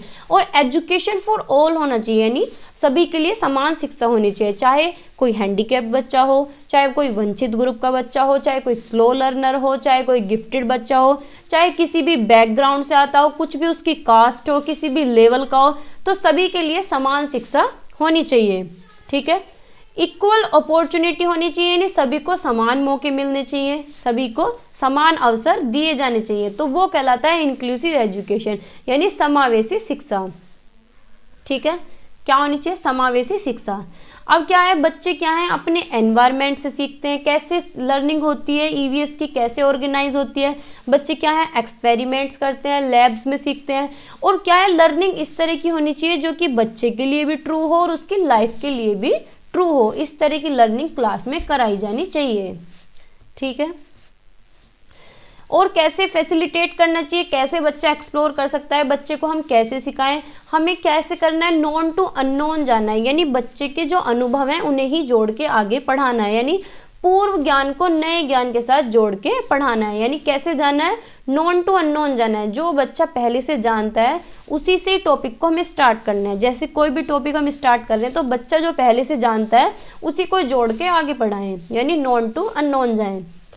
Concrete to abstract, concrete to abstract का क्या मतलब है, मूर्त से अमूर्त की तरफ, मूर्त से अमूर्त की तरफ। मूर्त का मतलब है कि बच्चे को क्या है टच एंड फील मटेरियल दिखाएं, जिसे कि बच्चा छू सके, देख सके, हैंड्स ऑन एक्सपीरियंस कर सके, लर्निंग बाय डूइंग कर सके, तो इस तरह के मटेरियल बच्चे को दिखाने हैं। ठीक है, फिर उसके बाद एब्स्ट्रैक्ट की तरफ जाएं। ठीक है, इससे क्या होगा, बच्चा एक्सप्लोर करेगा, डिस्कवरी होगी, अच्छे से सीखेगा और उसका इंटरेस्ट भी डेवलप होगा। ठीक है, यानी ज्ञात से अज्ञात की तरफ जाएं, पेन नहीं चल रहा है, ज्ञात से अज्ञात की तरफ जाएं और मूर्त से अमूर्त की तरफ जाएं, इस तरह की लर्निंग ऑर्गेनाइज होनी चाहिए ईवीएस में। फिर और कैसे होनी चाहिए, लोकल टू ग्लोबल होनी चाहिए, यानी बच्चे को कैसे, भाई अगर हम पढ़ा रहे हैं तो बच्चे को क्या है पहले उसकी रियल लाइफ के एग्जाम्पल दें, उसके घर के एग्जाम्पल दें, फिर उसकी सोसाइटी के एग्जाम्पल दें, फिर उसके डिस्ट्रिक्ट के, स्टेट के, कंट्री के, फिर अब्रॉड चले जाएं, यानी फिर क्या है ग्लोबली, यानी पूरे ऑल ओवर इंडिया के, फिर उसके बाद क्या है ऑल ओवर वर्ल्ड तक उसे लेके जाएं। यानी बच्चे को क्या है किस तरह से लेके जाना है, लोकल टू ग्लोबल लेके जाना है, लोकल टू ग्लोबल। ठीक है, फिर है डाइवर्जेंट और कन्वर्जेंट थिंकिंग, दो तरह की है। डाइवर्जेंट थिंकिंग क्या होती है, जिसमें बच्चा क्या है इंट्यूटिव लगाता है, यानी गैसेस लगाता है, आइडियाज आते हैं ज़्यादा से ज़्यादा, ब्रेन स्टॉर्मिंग करता है, क्या करता है, ब्रेन स्टॉर्मिंग करता है, यानी नए नए आइडियाज आते हैं उसे, नए नए आइडियाज आते हैं। ठीक है, ज़्यादा से ज़्यादा बच्चा सोच पाता है, क्रिएटिविटी आती है, क्रिएटिव आइडियाज आते हैं, कुछ भी नया आएगा दिमाग में, अलग अलग पर्सपेक्टिव में सोच पाएगा। ठीक है, अलग पर्सपेक्टिव में सोच पाएगा। ठीक है, इमेजिनेशन लगाएगा, थिंकिंग उसकी डेवलप होगी, तरह तरह से सोच पाएगा। ठीक है, ज़्यादा से ज़्यादा सोच पाएगा, तो ये होती है डाइवर्जेंट थिंकिंग। और कन्वर्जेंट थिंकिंग क्या होती है कि बच्चा सोच तो पा रहा है लेकिन एक ही दिशा में सोच रहा है, कि एक ही आंसर बस दे दिया। ठीक है, कोई भी एक आंसर दे दिया, यस और नो में दे दिया या फिर वन वर्ड में दे दिया, तो ये क्या है बच्चा लीनियरली सोचता है, बिल्कुल सीधी रेखीय में से लीनियर सोचता है बिल्कुल। ठीक है, तो ये है कन्वर्जेंट थिंकिंग, ये है divergent thinking. Divergent thinking best होती है। ठीक है, कन्वर्जेंट थिंकिंग नेगेटिव ऑप्शन है, याद रखेंगे ना। फिर open ended and close ended question. Open ended और क्लोज एंडेड क्या है, मुक्त अंत वाले, यानी ओपन एंडेड जिनका एंड बिल्कुल मुक्त हो, सिंपल भाषा में, अब तक मतलब मेरे दिमाग में रैंडम ही आया है। ओपन एंडेड यानी बिल्कुल मुक्त वाले, जो बच्चा जो लिमिटेशन ही ना हो, खुला सोच सके, खुला लिख सके। अगर लिखने की बात आ रही है तो बिल्कुल खुला लिख सके, जैसे कि हम बीएड में लिखते हैं, 16 नंबर का क्वेश्चन आता है तो उसमें कोई बाउंडेशन होती है लिखने की, भाई कितना भी लिखो, कुछ भी लिखो, अपने विचारों को बिल्कुल फ्रीली एक्सप्रेस कर सकते हैं। ठीक है, तो ये होते हैं ओपन एंडेड क्वेश्चन, जिसमें हम क्या है फ्रीली अपने आइडियाज़ को एक्सप्रेस कर सकें, ज़्यादा से ज़्यादा लिख सकते हैं, ज़्यादा से ज़्यादा बता सकते हैं डिटेल में। क्लोज एंडेड क्वेश्चन क्या होता है कि एक ही वर्ड में जिसका आंसर दे रहे हैं, कि कोई तुमसे पूछे कि तुम कितने घंटे सोते हो तो तुम बता दो कि मैं तो 8 घंटे सोता हूँ, 8 घंटे, 6 घंटे। ठीक है, ओपन एंडेड क्वेश्चन क्या होते हैं कि कोई पूछे tell me your study habits, तो तुम सोचोगे उसके बारे में, अलग अलग तरीके से बताने की कोशिश करोगे कि मैं तो ऐसे भी पढ़ता हूँ, मैं तो नोट्स बनाता हूँ, मैं तो बुक्स में पढ़ता हूँ। तो ये क्या है, ये ओपन एंडेड क्वेश्चन है, ये है क्लोज एंडेड क्वेश्चन। ठीक है, फिर है सीसीई में दो पहलू हैं, continuous evaluation and comprehensive evaluation. Continuous evaluation क्या होता है, सतत मूल्यांकन। जैसे कि कंटिन्यूअस लर्निंग होती है कि ऑल ओवर लाइफ चलती रहती है, इसी तरह से सतत मूल्यांकन है कि टाइम टू टाइम होता रहता है। ठीक है, इसमें दो एस्पेक्ट हैं, एक तो कंटिन्यूअस एस्पेक्ट यानी कंटिन्यूअसली जो चलता रहता है, एक है पीरियडिक एस्पेक्ट यानी एक इंटरवल पे होता है। ठीक है, एक अंतराल में होता है। कंटिन्यूस एस्पेक्ट के अंदर होता है फॉर्मेटिव असेसमेंट, यानी जो क्लास के दौरान आकलन होता है, क्लास में कुछ भी टीचर ने पढ़ाया और साथ के साथ क्या है आकलन कर लिया। पीरियडिक एस्पेक्ट होता है, यानी एक अंतराल में होता है, जैसे कि समेटिव असेसमेंट। समेटिव असेसमेंट यानी जैसे कि हमारे हाफ ईयरली पेपर हैं, हमारे फाइनल एग्जाम है, जो कि एंड ऑफ द टर्म होते हैं, जो एंड ऑफ द टर्म होते हैं, ठीक है। फॉर्मेटिव क्या होता है, ड्यूरिंग द क्लास जो होते हैं, ड्यूरिंग द क्लास जो होते हैं वो होते हैं कंटिन्यूअल एस्पेक्ट यानी फॉर्मेटिव असेसमेंट। कॉम्प्रिहेंसिव इवैल्यूएशन क्या होता है, व्यापक मूल्यांकन। इसमें क्या है, बच्चे का सर्वांगीण विकास होता है, यानी होलिस्टिक डेवलपमेंट या फिर all round development. Holistic development की बात होती है, इसमें सारे एस्पेक्ट पे काम किया जाता है कि बच्चे के कॉग्निटिव पे भी, अफेक्टिव पे भी, साइकोमोटर पे भी। कॉग्निटिव, स्पेलिंग गलत हो गई, टी है ये। कॉग्निटिव, अफेक्टिव एंड साइकोमोटर, ठीक है। इसके अंदर हमारे स्कोलेस्टिक एंड को स्कोलेस्टिक एस्पेक्ट आ जाते हैं, यानी हमारे स्कूल से रिलेटेड सारे एक्टिविटीज और हमारे स्कूल से बाहर की दुनिया जितनी बाहर की भी एक्टिविटीज होती हैं वो को स्कोलेस्टिक के अंदर आ जाती हैं, ठीक है। यानी कहने का मतलब है all round development of the child, यानी बच्चे का सर्वांगीण विकास, ऑल ओवर डेवलपमेंट, ठीक है। फॉर्मेटिव असेसमेंट यानी रचनात्मक आकलन। क्या होता है फॉर्मेटिव असेसमेंट, जो साथ के साथ आकलन हो जाता है, जैसे कि हम क्लास में कोई भी वर्क दिया, साथ के साथ टीचर ने देख लिया कि भाई तुमने क्या सीखा, क्या किया। ओरल टेस्ट लेना, साथ के साथ ये क्विजेज लेना, जैसे कि क्लास में कोई भी चैप्टर पढ़ाया और साथ के साथ क्विजेज करा दी या ओरल टेस्ट करा दिया। कोई भी लैब वर्क कराना या एक्सपेरिमेंट कराना, भाई कुछ भी एक्सपेरिमेंट कर रहे हैं तो ऐसा तो है नहीं कि एक्सपेरिमेंट आज कर रहे हैं, रिजल्ट आ रहा है उसका 1 महीने बाद, तो ये रिसर्च थोड़ी चल रही है, तो एक्सपेरिमेंट ही तो हो रहा है ना। तो क्या है, साथ के साथ आकलन हो जाना। होमवर्क हुआ, क्वालिटी ऑफ प्रोजेक्ट और असाइनमेंट हुआ, कोई भी सर्वे या रिसर्च वर्क हुआ, ठीक है। रिसर्च यानी छोटे लेवल की, स्कूल की बात हो रही है, ठीक है।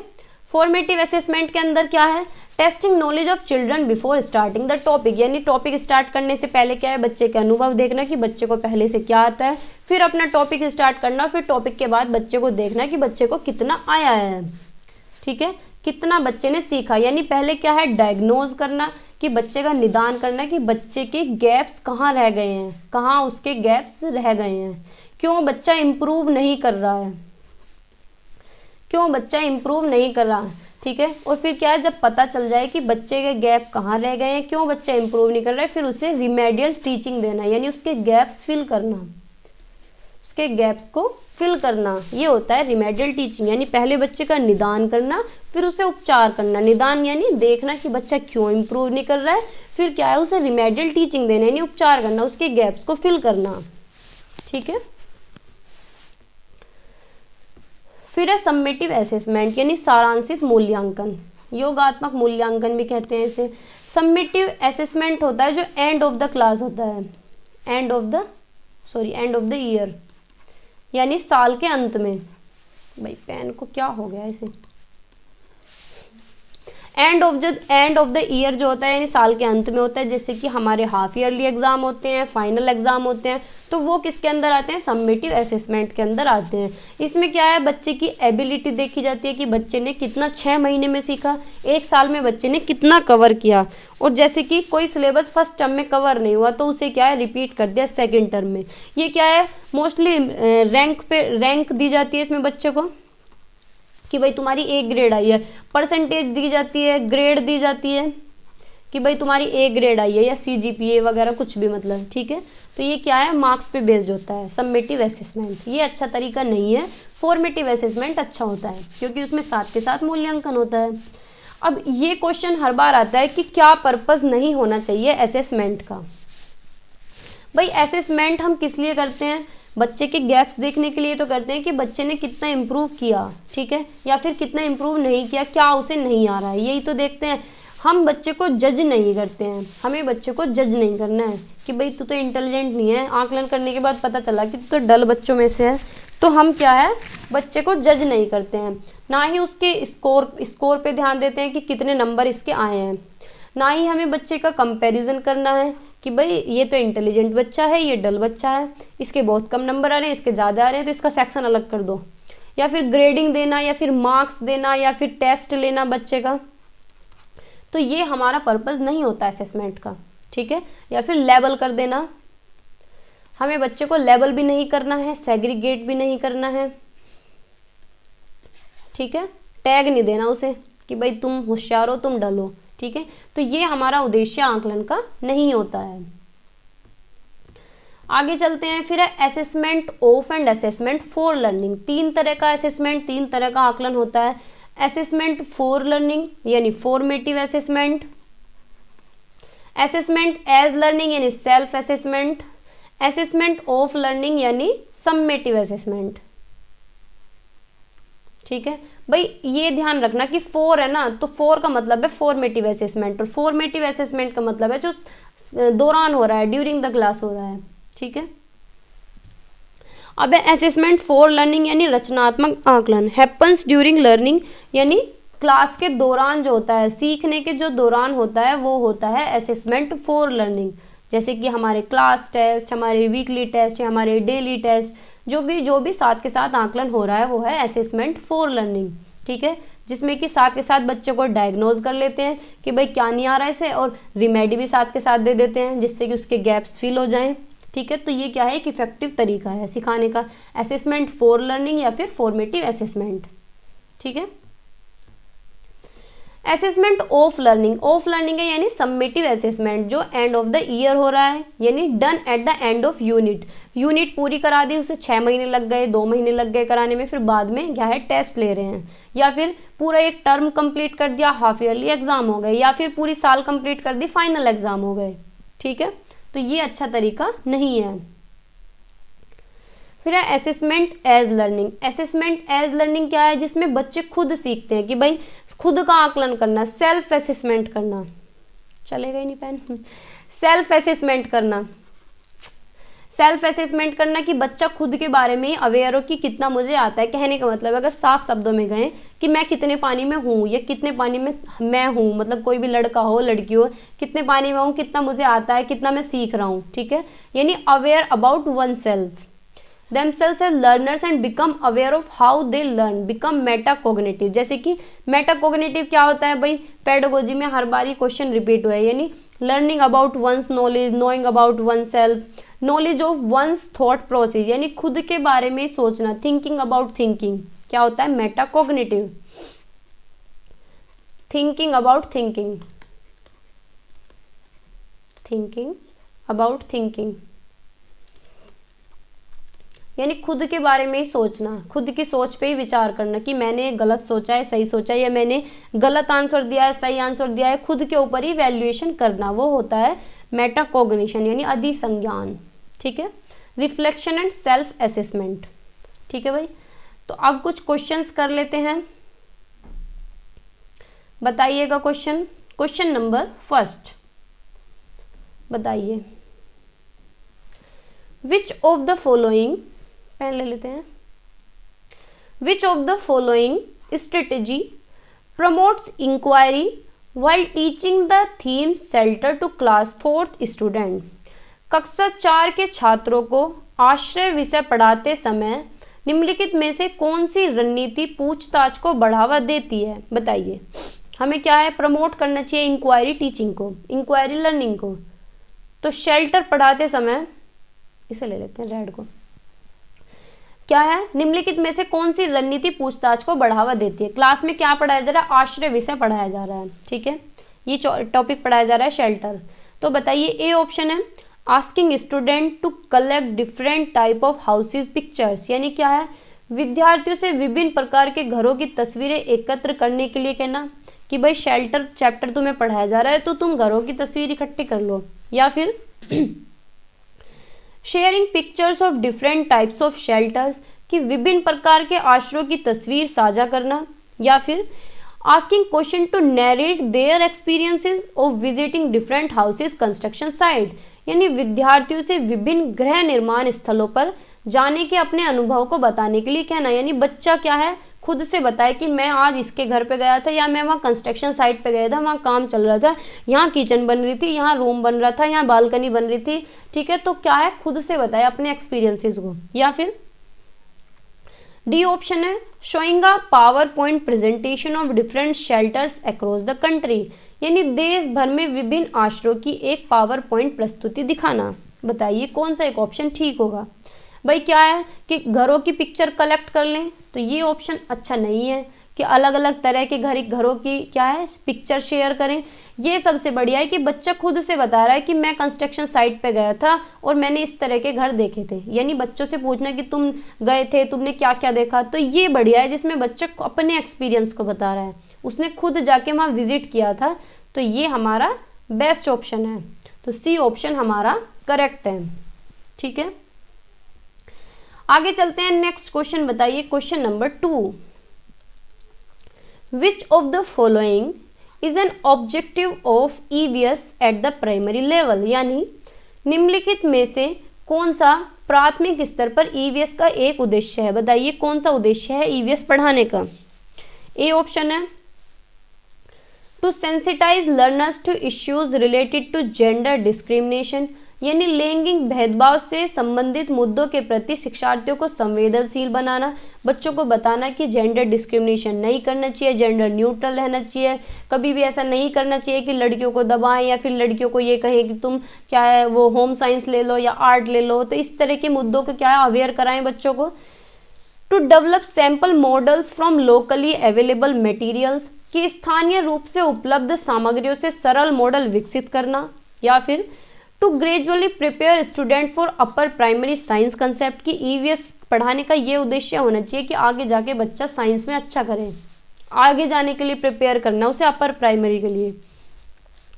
डी ऑप्शन है to orient student toward occupational choices available in their locality, यानी छात्रों को उनके इलाके में उपलब्ध व्यावसायिक विकल्पों की ओर उन्मुख करना कि तुम्हारे यहाँ जो भी ऑक्यूपेशनल जो भी जॉब के तरीके हैं या फिर संसाधन है उसकी तरफ लेके जाना। तो बताइए कौन सा एक उद्देश्य होगा ईवीएस पढ़ाने का। भाई हमें बच्चों को जॉब के लिए नहीं पढ़ाना है, ना ही अपर प्राइमरी के लिए हमें उन्हें तैयार करना है, ना ही कोई मॉडल तैयार करना है। ईवीएस पढ़ाने का उद्देश्य यहाँ ये है कि हमें क्या है बच्चों को अवेयर करना है जेंडर डिस्क्रिमिनेशन के बारे में। ठीक है, जो लैंगिक भेदभाव होता है, घरों में भेदभाव होता है, लड़कियों के साथ लड़कों के साथ क्या है भेदभाव होता है, उसके बारे में हमें बच्चों को क्या है अवेयर करना है। तो ए ऑप्शन हमारा ठीक है। आगे चलते हैं। नेक्स्ट क्वेश्चन बताइए, question number 3, a teacher ask her students to consult their family members to find out the names of different plant parts like root, stem and flowers eaten as food. This activity is designed to, यानी एक शिक्षिका अपने छात्रों से अपने परिवार के सदस्यों से सलाह लेने के लिए कहती है कि वे भोजन के रूप में खाए जाने वाले पौधों की क्या खाते हैं, जड़ें खाते हैं या फिर तने, फूलों जैसे विभिन्न पौधों के हिस्सों का नाम पता करें। इस गतिविधि को डिजाइन किया गया है किस लिए बताइए। ए ऑप्शन है प्रमोट्स एक्सपीरियंशियल लर्निंग, की अनुभवात्मक अधिगम को बढ़ावा देना, बच्चों को एक्सपीरियंसेस मिलेगा। Promote learning of concept related to food, की फूड का कंसेप्ट को बढ़ावा देने के लिए कि बच्चे क्या है फूड के कंसेप्ट को याद कर सकेंगे, सीख सकेंगे। Make the lesson more enjoyable and interesting, की लेसन को क्या है एंजॉयबल बनाने के लिए, आनंद आए, मजा आए, पढ़ने में इंटरेस्ट हो। Allow the student to discover about food freely, या फिर बच्चों को अनुमति दें कि फूड खोजो, खाना खाने को स्वतंत्र रूप से भोजन को क्या है खोजने की अनुमति दें। तो बताइए कौन सा एक तरीका बढ़िया है, कौन सा एक ऑप्शन अच्छा है। जो एक्टिविटी है क्यों करा रही है टीचर कह रही है कि अपने घर पे देखो किस तरह के खाने होते हैं और कहाँ से वो खाने आते हैं, उन हिस्सों का क्या है नाम पता करो जहाँ से खाना मिलता है, जिस पौधे के हिस्से से खाना मिलता है। तो ये एक्टिविटी किस लिए की जा रही है कि बच्चे की क्या है एक्सपीरियंशियल लर्निंग प्रमोट हो सके, क्या अनुभवात्मक अधिगम को बढ़ावा दिया जा सके। तो ए ऑप्शन हमारा करेक्ट है। ठीक है, आगे चलते हैं। नेक्स्ट क्वेश्चन है क्वेश्चन नंबर 4, बताइए select a suitable assessment task for class 4th student of EVS. EVS के कक्षा 4 के छात्रों के लिए एक उपयुक्त मूल्यांकन कार्य का चयन करें। बताइए। ए ऑप्शन है writing question answer of the chapter on floating and sinking, यानी ये चैप्टर है फ्लोटिंग एंड सिंकिंग, इसका मूल्यांकन करना है एक तरह से, तो क्या है इसके क्वेश्चन आंसर लिखवाएं। या फिर performing the activity to observe sinking and floating, इस तरह की एक्टिविटी परफॉर्म करवाएं जिससे कि बच्चे ऑब्जर्व कर सकें सिंकिंग को और फ्लोटिंग को, यानी डूबने और तैरने का निरीक्षण करने के लिए गतिविधि करना। सी ऑप्शन है explaining definition of floating and sinking, की फ्लोटिंग और सिंकिंग की डेफिनेशन एक्सप्लेन करें। या फिर डी ऑप्शन है learning the list of objects which sank और फ्लोटेड, यानी क्या है कुछ ऑब्जेक्ट की लिस्ट बना ली जाए जो तैरते हैं और जो डूबते हैं। तो बताइए कौन सा एक आकलन का सबसे बड़ा तरीका है।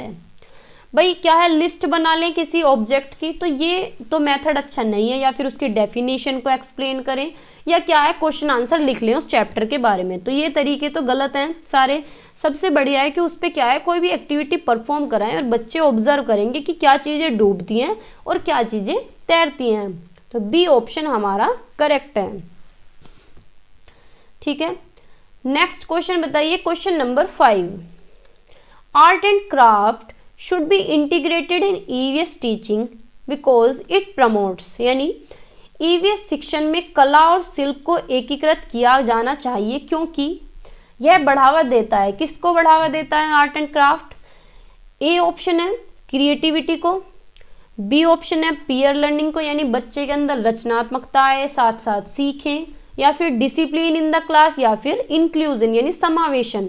तो बताइए कौन सा एक ऑप्शन बढ़िया होगा, कौन सा एक नहीं, ए और डी अच्छा होगा या फिर ए और बी अच्छा होगा या फिर ए बी सी या फिर ए बी डी।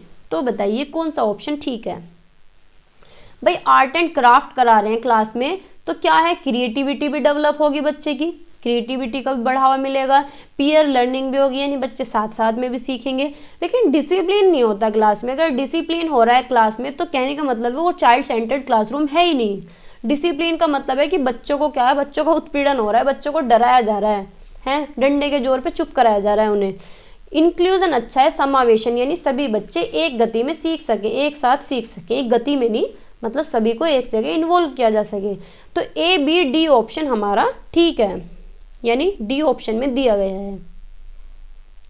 ठीक है, आगे चलते हैं। नेक्स्ट क्वेश्चन बताइए, question number 6। EVS the primary classes is a subject area which integrates, यानी ईवीएस प्राथमिक कक्षाएं एक विषय क्षेत्र है जो एकीकृत करता है। क्या इंटीग्रेट करता है? सबसे पहले हमने यही पढ़ा है। ए ऑप्शन है the concept and issues of science and environmental education, कि इसके अंदर क्या है साइंस और एनवायरमेंटल एजुकेशन आता है, विज्ञान और पर्यावरण शिक्षा की अवधारणाएं और मुद्दे। बी ऑप्शन है concept and issues of social science, यानी सामाजिक विज्ञान की अवधारणाएं और मुद्दे। या फिर सी ऑप्शन है concept and issues of science and social science, यानी विज्ञान और सामाजिक विज्ञान की अवधारणाएं और मुद्दे। डी ऑप्शन है concept and issues of science social studies and environmental education, यानी विज्ञान सामाजिक अध्ययन और पर्यावरण शिक्षा की अवधारणाएं और मुद्दे। तो बताइए कौन सा एक ऑप्शन ठीक होगा। भाई हमने ईवीएस में पढ़ा था कौन कौन से सब्जेक्ट ईवीएस के अंदर आते हैं, साइंस भी आता है, सोशल स्टडीज भी आता है और एनवायरमेंटल एजुकेशन भी आता है। ये तीनों सब्जेक्ट को मिला के ही ईवीएस बनता है, तभी ईवीएस को बोला जाता है कि ईवीएस क्या है, एक इंटीग्रेटेड सब्जेक्ट है, यानी एकीकृत शिक्षण है, एकीकृत विषय है। ठीक है, तो डी ऑप्शन हमारा करेक्ट है। नेक्स्ट क्वेश्चन बताइए, question number 7। Which of the following strategy of teaching EVS to the visually impaired student is most appropriate, यानी दृष्टिबाधित छात्रों को EVS पढ़ाने की निम्नलिखित में से कौन सी रणनीति सबसे उपयुक्त है? बताइए। विजुअली इम्पेयर्ड यानी जिन बच्चों को देखने में दिक्कत है उनके लिए make a mixed peer group in the class, यानी मिश्रित सहकर्मी समूह बनाए, यानी मिक्स बच्चे उसमें कर दें, कुछ विजुअली इम्पेयर्ड, कुछ हियरिंग इम्पेयर्ड, कुछ नॉर्मल, उनका ग्रुप बना दें तो बच्चे अच्छे से सीखेंगे। या फिर allow more time to finish a task, कि उन्हें ज़्यादा टाइम दिया जाए टास्क को पूरा करने के लिए, किसी भी काम को पूरा करने के लिए। या फिर break the task into parts and teach the parts separately, कि क्या है पार्ट्स को ब्रेक कर दें, टुकड़ों में तोड़ दें और जब अच्छे से सीखेंगे वो। या फिर use more of tactile teaching learning material, कि उन्हें क्या है ज़्यादा से ज़्यादा टेक्टाइल मटेरियल दें जिसे वो टच एंड फील कर सकें। भाई यही तो बढ़िया होगा, डी ऑप्शन ही तो अच्छा होगा कि विजुअली इम्पेयर्ड बच्चा है तो उसे क्या है टच एंड फील मटेरियल दे जिससे कि बच्चा अच्छे से सीख सके। तो डी ऑप्शन हमारा ठीक है। टेक्टाइल मटेरियल होता है जिसे छू के सीख सकते हैं, जैसे कि ब्रेल लिपि। ठीक है, तो डी ऑप्शन करेक्ट है। नेक्स्ट क्वेश्चन बताइए, क्वेश्चन नंबर 8 बताइए, विच इज अ सब theme under the theme family and friend. भाई हमने थीम पढ़ी थी 6, उसमें से एक जो फैमिली एंड फ्रेंड थी उसकी सब थीम पढ़ी थी, है ना। तो उसमें सब थीम बतानी है, फैमिली और फ्रेंड्स की कौन सी एक सब थीम है बताइए। Things we make and do A option है, यानी चीज़ें हम बनाते हैं और करते हैं। बी ऑप्शन है वर्क एंड प्ले, यानी कार्य तथा खेल। सी ऑप्शन है फूड एंड वाटर, यानी भोजन और पानी।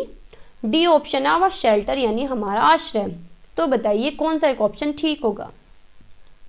भाई ये भी थीम है, things we make and do, यानी चीज़ें जो हम बनाते और करते हैं। फूड एंड वाटर ये भी अलग अलग थीम है, फूड अलग है, वाटर अलग है। आवर शेल्टर ये भी थीम है, लेकिन वर्क एंड प्ले क्या है, ये सब थीम है। फैमिली एंड फ्रेंड्स के अंदर हमने पढ़ा था रिलेशनशिप, वर्क एंड प्ले, तो क्या है, ये सब थीम है इसकी, ये क्या है, सब थीम है। तो बी ऑप्शन हमारा करेक्ट है। सब थीम मैंने रखी है, ये वहाँ भी रखी हुई थी, यहाँ भी देख सकते हैं आप दोबारा से। क्या है, फैमिली एंड फ्रेंड्स है, फूड है, शेल्टर है, वाटर है, ट्रेवल है और things we make and do, यानी चीज़ें जो हम बनाते हैं। और फैमिली एंड फ्रेंड्स के अंदर relationship, work and play, animals and plants. ठीक है,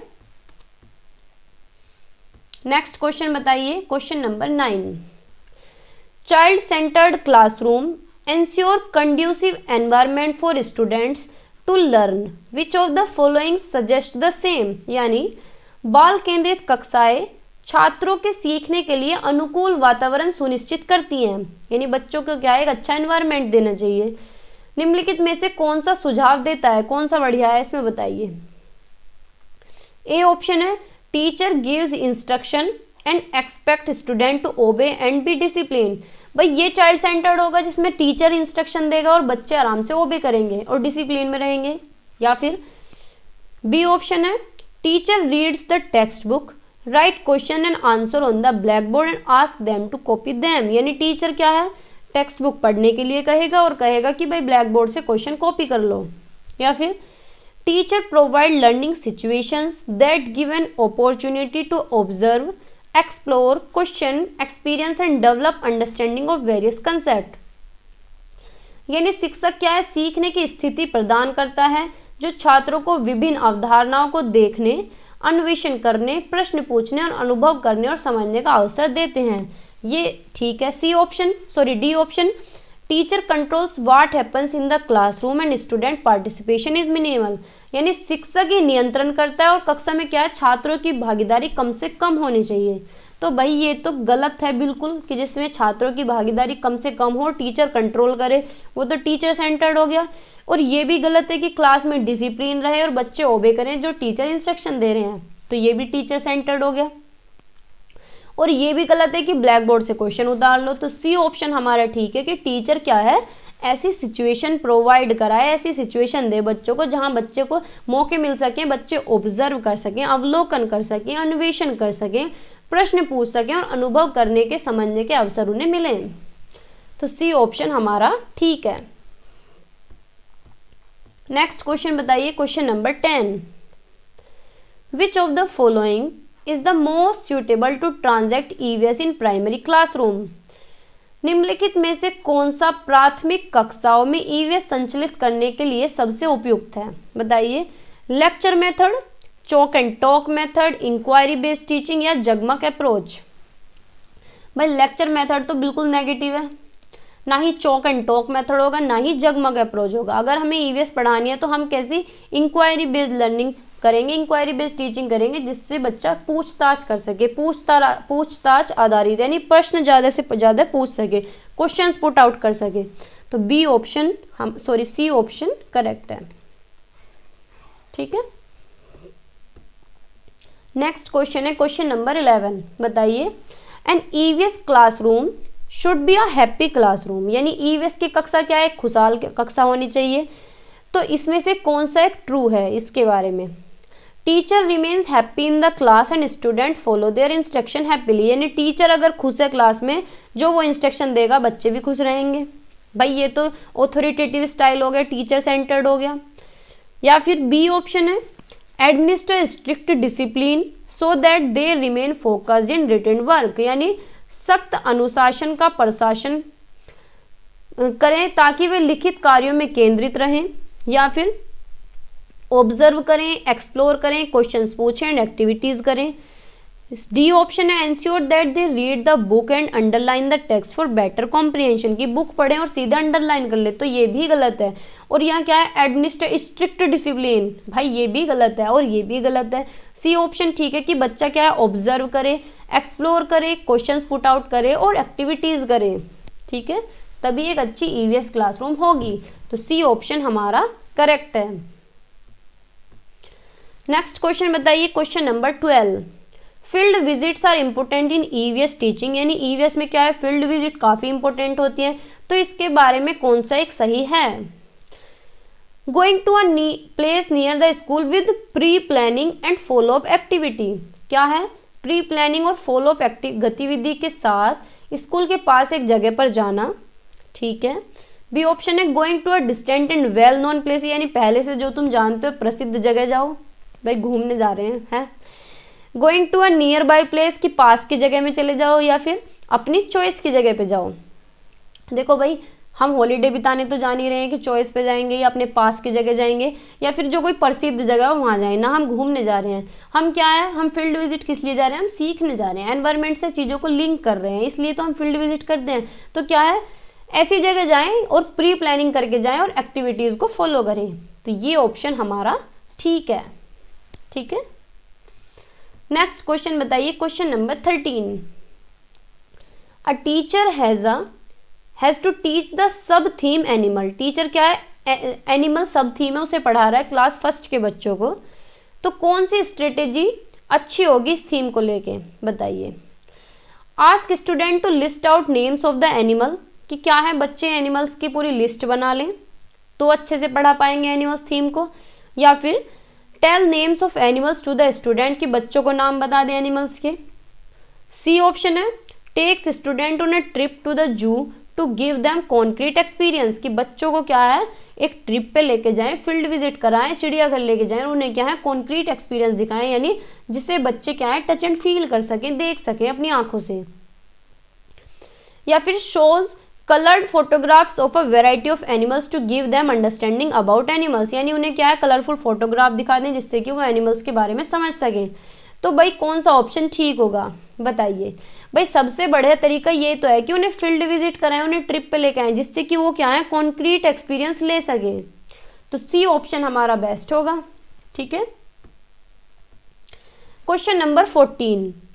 which one of the following is a part of environmental studies, ये तो आप बता देंगे। ए ऑप्शन है issues concern of science, social science, या फिर कंसेप्ट ऑफ एनवायरमेंटल एजुकेशन, या फिर issues and concern of social science, या फिर issues and concerns of social inequalities. भाई इन एनवायरमेंटल स्टडी में हमने सोशल इनइक्वलिटीज तो कहीं नहीं पढ़ा, ठीक है। और ये दोनों ऑप्शन ठीक है, लेकिन इन दोनों को मर्ज किया गया है इस ऑप्शन में, कि ईवीएस क्या है, एक इंटीग्रेटेड सब्जेक्ट है, इसके अंदर एनवायरमेंटल एजुकेशन भी, सोशल साइंस भी और साइंस भी आ जाता है। तो फर्स्ट ऑप्शन में दो दिए गए हैं, साइंस एंड सोशल साइंस, तो फर्स्ट ऑप्शन हमारा करेक्ट है, ठीक है। नेक्स्ट क्वेश्चन बताइए, question number 15। Which of the following statement is true in relation to environmental studies at primary level, प्राथमिक स्तर पर पर्यावरण अध्ययन के संबंध में निम्नलिखित में से कौन सा कथन सत्य है, बताइए। ए ऑप्शन है environmental studies in classes 3rd to 5th as a subject integrated the concept of issues of science, social science and environmental education, 3री से 5वीं कक्षा में पर्यावरण अध्ययन एक विषय के रूप में विज्ञान, सामाजिक विज्ञान और पर्यावरण शिक्षा की अवधारणाओं और मुद्दों को एकीकृत करता है, सही बात है। बी ऑप्शन है this subject is there in class 1st and 2nd and issues and concerns related to it are give through language and mathematics, यानी यह विषय कक्षा 1 और 2 में है और इससे संबंधित मुद्दों और सरोकारों को भाषा और गणित के माध्यम से दिया जाता है। सी ऑप्शन है language use in the EVS textbooks are formal, यानी ईवीएस की बुक में जो लैंग्वेज है वो बिल्कुल फॉर्मल है, किताबी है एक तरह से। ईवीएस क्या है, बेस्ड है सिंगल सब्जेक्ट अप्रोच पे, तो भाई ये भी गलत है। और टेक्स्ट बुक की लैंग्वेज फॉर्मल, और ये भी गलत है। और ये भी गलत है कि क्या है, लैंग्वेज मैथमेटिक्स जैसी है, तो ये भी गलत है। फर्स्ट ऑप्शन ठीक है कि 3rd से 5th तक की क्लास जो है ईवीएस की जो बुक है उसमें क्या है, कंसेप्ट इंटीग्रेट किए गए हैं, एकीकृत किए गए हैं। उसके अंदर साइंस के इश्यूज भी हैं, सोशल साइंस के भी और एनवायरमेंटल एजुकेशन के भी हैं, तभी तो ये इंटीग्रेटेड सब्जेक्ट कहलाता है। तो ए ऑप्शन हमारा करेक्ट है। ठीक है। Question number 16, besides EVS text books which one of the following may be a good resource for EVS learning. EVS पाठ्यपुस्तक के अलावा ईवीएस सीखने के लिए निम्नलिखित में से कौन सा एक अच्छा संसाधन हो सकता है, बताइए कौन सा एक अच्छा रिसोर्स है। फील्ड विजिट, या फिर रेडियो, या फिर विकिपीडिया, या फिर एनसाइक्लोपीडिया। भाई सबसे अच्छा ईवीएस में क्या होता है, फील्ड विजिट ही तो होती है कि बच्चों को क्या है, ज़्यादा से ज़्यादा फील्ड विजिट कराएं, जिससे कि बच्चे एक्सप्लोर कर सकें, लर्निंग बाय डूइंग कर सकें, कॉन्क्रीट एक्सपीरियंस ले सकें। तो ए ऑप्शन हमारा ठीक है। आगे चलते हैं, नेक्स्ट क्वेश्चन है question number 17, socio cultural issues related to water theme can be effectively learn through. जल विषय से संबंधित सामाजिक सांस्कृतिक मुद्दों के माध्यम से प्रभावी ढंग से सीखा जा सकता है। क्या, किससे सीखा जा सकता है ज़्यादा अच्छा तरीके से? रोल प्ले से, रियल डायलॉग अमंग स्टूडेंट्स के छात्रों के बीच में क्या हो, वास्तविक संवाद हो, रोल प्ले हो, फील्ड ट्रिप हो यानी अध्ययन यात्रा हो, या फिर डेमोन्स्ट्रेशन हो, होमवर्क हो, प्रदर्शन हो, गृह कार्य। तो बताइए कौन कौन से ऑप्शन अच्छे होंगे। ए बी सी ऑप्शन अच्छे हैं, डी अच्छा है, सी और डी अच्छे हैं, या फिर खाली सी अच्छा है। तो बताइए कौन सा एक ऑप्शन ठीक होगा। भाई क्या है, हमें कुछ भी अवेयरनेस करनी है तो हम रोल प्ले कर सकते हैं, कुछ भी पढ़ सकते हैं, रियल डायलॉग कर सकते हैं, फील्ड ट्रिप करा सकते हैं, लेकिन होमवर्क से कौन सा अच्छा तरीका है, कौन सा प्रभावी ढंग से सीखा जाएगा कि होमवर्क दे दें। तो ये ऑप्शन हमारा गलत है। बाकी ए भी सही है, बी भी सही है और सी भी ठीक है। तो ए बी सी हमारे ठीक है यहाँ पे। ठीक है, आगे चलते हैं नेक्स्ट क्वेश्चन पे, question number 18, EVS text book contain real stories, यानी ईवीएस के अंदर क्या है, रियल स्टोरीज भी दी गई हैं, नैरेटिव्स भी दिए गए हैं और रियल इवेंट्स भी दिए गए हैं। ठीक है, किस लिए, ईवीएस को सीखने के लिए। तो इसका क्या मतलब है, क्यों दिए गए हैं, क्योंकि they are the rich source of information and learning, वे सूचना और झुकाव के समृद्ध स्रोत हैं। बी ऑप्शन है, ये इंस्पायर करते हैं बच्चों को, टीचर्स को और कम्युनिटी को, यानी क्या है, प्रेरित करते हैं।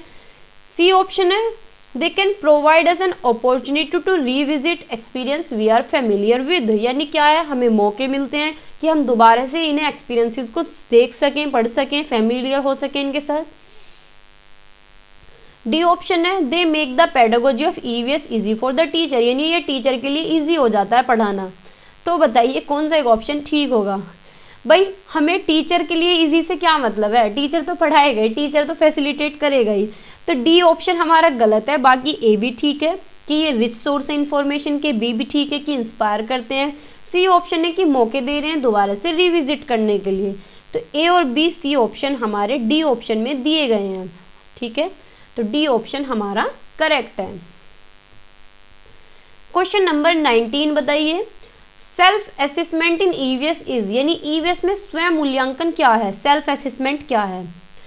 असेसमेंट एज लर्निंग, यानी सीखने के रूप में आकलन, लर्निंग अबाउट लर्निंग, यानी सीखने के बारे में सीखना, judgement about achievements and outcomes of learning, यानी उपलब्धि और सीखने के परिणाम के बारे में निर्णय, या फिर असेसमेंट ऑफ लर्निंग, यानी सीखने का आकलन। तो बताइए, देखो भाई असेसमेंट ऑफ लर्निंग क्या होता है, सम्मेटिव असेसमेंट होता है। क्या होता है, सम्मेटिव असेसमेंट, यानी योगात्मक मूल्यांकन। ठीक है, तो ये ऑप्शन तो होगा नहीं। सेल्फ असेसमेंट होता है असेसमेंट एज लर्निंग, या फिर लर्निंग अबाउट लर्निंग, या फिर अपने ही अचीवमेंट्स को देखना है, अपने ही आउटकम्स को देखना कि मैंने कितना सीखा। तो यही तो होता है सेल्फ असेसमेंट। तो ए भी ठीक है, बी भी ठीक है, सी भी ठीक है। तो ए बी सी ऑप्शन हमारे ठीक है, यानी ए ऑप्शन हमारा करेक्ट है। क्वेश्चन नंबर 20 बताइए, learning of EVS is based on the principle of, यानी ईवीएस का सीखना किस सिद्धांत पर आधारित है। सिंपल टू कॉम्प्लेक्स पे, complex to simple, global, abstract to concrete. बताइए। देखो भाई क्या होता है, कॉन्क्रीट टू एब्स्ट्रैक्ट सीखते हैं हम चीज़ों को, क्या है पहले देखते हैं, टच एंड फील करते हैं, कॉन्क्रीट एक्सपीरियंस लेते हैं, फिर हम एब्स्ट्रैक्ट की तरफ जाते हैं। ग्लोबल टू नहीं होता, लोकल टू ग्लोबल होता है, लोकल टू ग्लोबल होता है। ठीक है, क्या होता है, कॉम्प्लेक्स टू सिंपल नहीं होता, सिंपल टू कॉम्प्लेक्स होता है। तो ए ऑप्शन हमारा करेक्ट है, यानी पहले क्या है, सिंपल चीजें सीखते हैं, फिर उसके बाद क्या है, कॉम्प्लेक्स चीजें सीखते हैं। ए ऑप्शन हमारा करेक्ट है। ठीक है भाई, आगे चलते हैं। Question number 21, which of the following is theme in EVS at primary level. बताइए कौन सी एक थीम है। मटेरियल्स है, बी ऑप्शन है things we make and do, चीजें हम बनाते हैं और करते हैं, सी ऑप्शन है नेचुरल रिसोर्सेज, डी ऑप्शन है प्रिजर्वेशन ऑफ फूड। तो हमने ये थीम थोड़ी पढ़ी थी, ये तो हमने टॉपिक पढ़े थे जब कंटेंट किया था, है ना। थीम तो ये है कि things we make and do, यानी चीजें हम बनाते हैं और करते हैं। तो बी ऑप्शन हमारा करेक्ट है। ठीक है, तो थीम से हर बार क्वेश्चन आता है, आपको पढ़ के जरूर जानिए।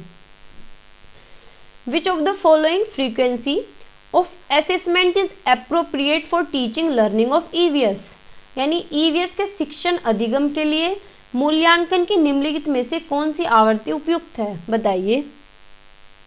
असेसमेंट कैसा होना चाहिए, एवरीडे बेसिस होना चाहिए कि रोज आकलन हो, या फिर 6 महीने में होना चाहिए, या 1 महीने में होना चाहिए, या साल में होना चाहिए। बताओ भाई, अगर साल के अंत में हो रहा है तो ये क्या है, सम्मेटिव असेसमेंट है। क्या है, सम्मेटिव है। ठीक है, या फिर असेसमेंट ऑफ लर्निंग है, असेसमेंट ऑफ लर्निंग है।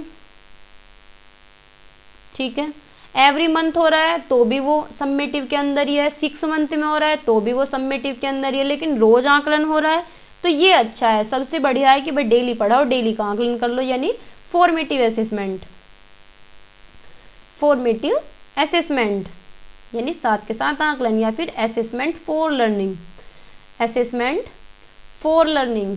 ठीक है, तो ए ऑप्शन हमारा करेक्ट है।